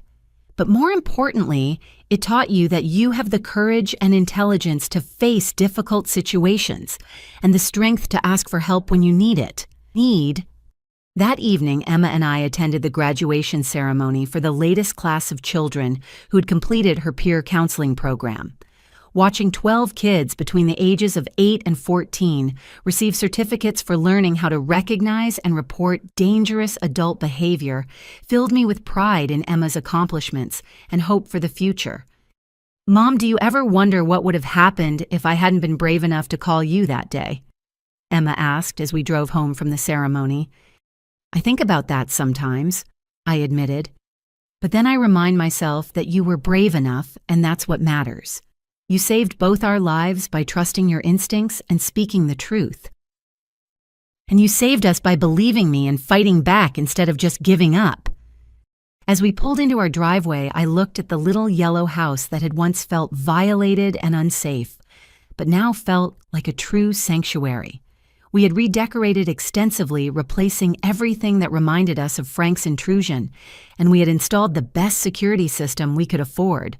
But more importantly, we had filled the house with friends and laughter and the kind of genuine family relationships that Frank had tried to destroy. "Emma, what do you think is the most important thing we learned from everything that happened?" Emma thought for a moment, her face serious in the glow of our porch light. "I think we learned that family isn't just about being related to people. Family is about people who protect each other and tell each other the truth even when it's hard." "That's exactly right, baby. And I think we also learned that we're stronger than we ever knew we could be. And that good people are stronger than bad people when they work together." As we walked up to our front door, I reflected on the long journey from that terrifying phone call at my mother's birthday party to this moment of peace and security. Frank had intended to destroy us, but instead he had revealed strengths we didn't know we possessed and taught us lessons about courage and resilience that would serve us for the rest of our lives. The little girl who had been brave enough to warn her mother about danger had grown into a young woman who was dedicated to protecting other children. The frightened woman who had fled in terror had become a successful advocate for fraud victims and a symbol of hope for families facing betrayal and manipulation. We had not just survived Frank's evil, we had transformed it into a force for good that would protect and help other families for years to come. And that transformation was the greatest victory of all. 2 years after Frank's conviction, I stood at the podium in a hotel conference room filled with domestic violence survivors, social workers, and law enforcement officials preparing to deliver the keynote speech at the National Conference on Family Violence Prevention. Emma, now 13 and poised beyond her years, sat in the front row with the same determined expression she had worn when she first called to warn me about Frank's plot. When my 10-year-old daughter called to tell me to get out of my mother's house immediately, I had a choice to make. I began looking out at the audience of people who understood the complexities of family betrayal and survival. I could dismiss her warning as a child's imagination, or I could trust that she had witnessed something genuinely dangerous. That choice saved both our lives. The conference had invited me to speak because our case had become a model for how children's testimony should be handled in family violence situations, and how victims could work with law enforcement to gather evidence and build cases against their abusers. But more importantly, our story had become an example of how families could not only survive betrayal, but emerge stronger and more purposeful. Frank Morrison, the man I knew as my stepfather, Frank Miller, was a professional predator who had perfected the art of using family bonds as weapons against his victims. He understood that people's love for their family members could be manipulated to make them vulnerable to financial fraud, emotional abuse, and ultimately murder. In the 2 years since the trial, I had built my accounting practice into a thriving business that specialized in helping fraud victims recover their assets and rebuild their financial lives. I had testified before Congress about the need for better protection against identity theft and insurance fraud, and I had worked with the FBI to develop training programs for agents who investigate family-based financial crimes. But Frank made a critical error in his calculations. He assumed that love and trust were weaknesses that could be exploited indefinitely. He didn't understand that genuine family bonds, the kind built on honesty, protection, and mutual respect, actually create strength that predators cannot overcome. Emma had become something of a celebrity in child protection circles, speaking at conferences and schools about the importance of listening to children who report dangerous adult behavior. She had been featured in national magazines and had even testified before a Senate subcommittee about improving child witness protection programs. My daughter Emma taught me that children often see truth more clearly than adults do, because they haven't yet learned to make excuses for inexcusable behavior. When Emma told me that the adults in our family were planning to hurt me, she wasn't being dramatic or imaginative. She was being accurate. The audience included several families who had survived similar ordeals, and I could see recognition in their faces as I described the process of learning to trust again after such profound betrayal. One woman in the third row was crying quietly, probably remembering her own moment of realization that someone she loved was trying to harm her. The most important lesson Emma and I learned is that family is not defined by blood relationships or legal documents. Family is defined by the actions people take to protect and care for each other. The people who tried to kill us for money were related to us, but they were not our family. Our real family consists of the people who believed us when we told the truth, who stood with us when we faced danger, and who helped us rebuild our lives when the nightmare was over. After the conference, Emma and I drove to our favorite restaurant to celebrate what had become an annual tradition, marking the anniversary of Frank's sentencing with a dinner where we talked about our goals for the coming year and reflected on how far we had traveled from those terrifying days when we were hiding in motel rooms. "Mom, do you think we'll always be helping families like ours?" Emma asked as we waited for our food to arrive. "I think we'll be helping people in some way for the rest of our lives," I replied, "whether it's fraud victims or child witnesses or just people who need to know that they can survive betrayal and build better lives." Emma had already decided that she wanted to become a child psychologist, specializing in trauma recovery, and she was taking advanced courses in psychology and social work at her high school. She had also started working part-time at a local crisis center, answering phones and providing peer support to other teenagers who were dealing with family violence. "Sometimes I think about what kind of person I would have become if Frank had succeeded in his plan," Emma said thoughtfully. "I would have grown up thinking that my mother had died accidentally, never knowing that she was murdered by people who were supposed to love us." "But that didn't happen," I reminded her. "You were brave enough to speak up, and I was smart enough to listen to you. We protected each other. And now we protect other people too." Our conversation was interrupted by the arrival of our server, a young woman named Sarah, who had become familiar with our monthly visits to the restaurant. As she set down our plates, she mentioned that she was studying criminal justice at the community college and hoped to become a victim advocate. "I've been following your story since the trial," Sarah said. "My professor assigned your congressional testimony as required reading in our family violence class. What you and Emma did to fight back against your family members has inspired a lot of people." After Sarah left, Emma smiled at me across the table. "It's weird that we're inspiring people, isn't it? When we were hiding in those motel rooms, I never thought anyone would ever know about what happened to us. I think people find our story inspiring because it shows that ordinary families can overcome extraordinary evil when they stick together and refuse to give up," I said. "We weren't specially trained law enforcement officers or professional investigators. We were just a mom and daughter who loved each other enough to fight for our lives." As we ate dinner, Emma told me about her latest project at the crisis center, developing a program to help siblings support each other when one of their parents was abusive. She'd been working with a family where a 15-year-old boy was trying to protect his younger sister from their father's violence, and she was using her own experience to help them navigate the complex emotions of family betrayal. "The hardest part for kids is feeling like they're betraying their family by telling the truth about abuse," Emma explained. "I try to help them understand that protecting someone you love is not betrayal. It's the most important thing family members can do for each other." On our drive home, we passed the house where my mother had lived when Frank was manipulating her with drugs and lies.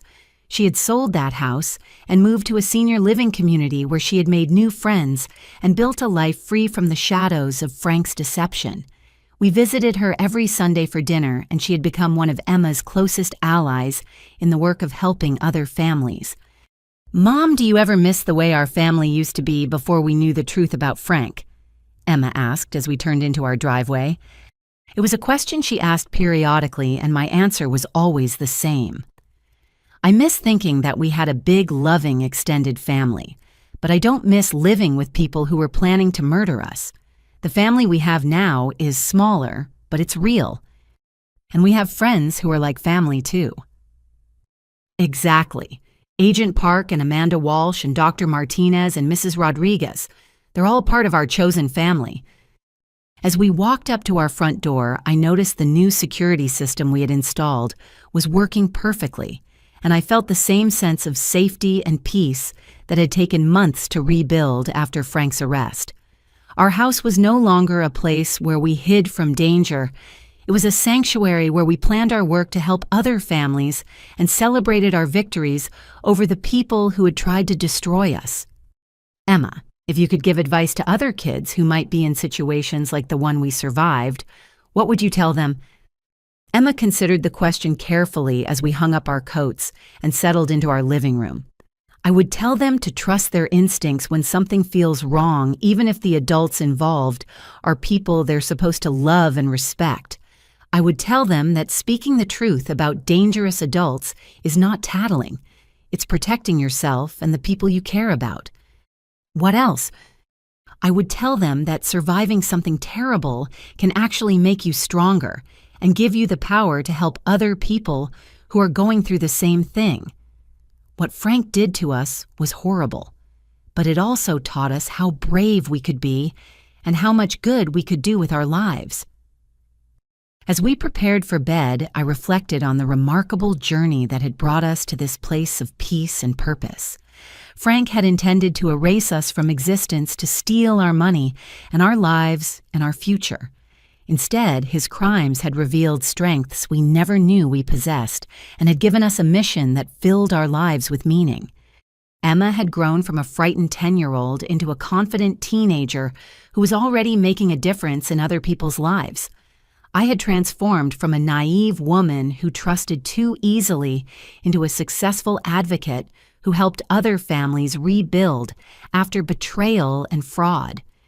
"Good night, Mom," Emma called from her bedroom. "I love you." "I love you too, baby. Sweet dreams." As I turned off the lights and checked our security system one final time, I realized that Frank's greatest failure had been underestimating the power of authentic love between a mother and daughter. He had assumed that fear and manipulation would always triumph over trust and courage. Instead, he had learned that when people truly love each other, they will fight harder and longer and more intelligently than any predator can anticipate. The little girl who had saved our lives with a phone call had become a young woman, dedicated to saving other children. The frightened mother who had fled into the night had become a voice for justice and protection for vulnerable families everywhere. We had not just survived Frank's evil, we had transformed it into a force for good that would protect countless other families for generations to come. And in doing so, we had discovered the most important truth of all, that love is not just an emotion, but an action, a choice, and ultimately the most powerful weapon against evil that has ever existed. Before going to sleep, I want to ask you something that I think about often. Have you ever had to choose between being polite to family members and protecting yourself or someone you love? How do you know when to trust your instincts, even when other people tell you you're being paranoid or dramatic? I hope our story helps you understand that trusting your gut feelings about dangerous people, even when those people are family members, can save your life. If you found our story meaningful, please like this video, subscribe to our channel for more real stories of survival and justice. Share this with anyone who might need to hear it, and leave a comment telling us about your own experiences with trusting your instincts in difficult situations. Remember that speaking the truth about dangerous people is not betrayal, it's protection. And sometimes the greatest act of love you can perform is having the courage to expose evil, even when it comes from people who are supposed to love you. Thank you for listening to our story, and I wish you and your families safety, genuine love, and the courage to always choose truth over politeness when someone's life is at stake. Stay safe, stay strong, and never be afraid to trust the voice inside you that warns you when something is wrong.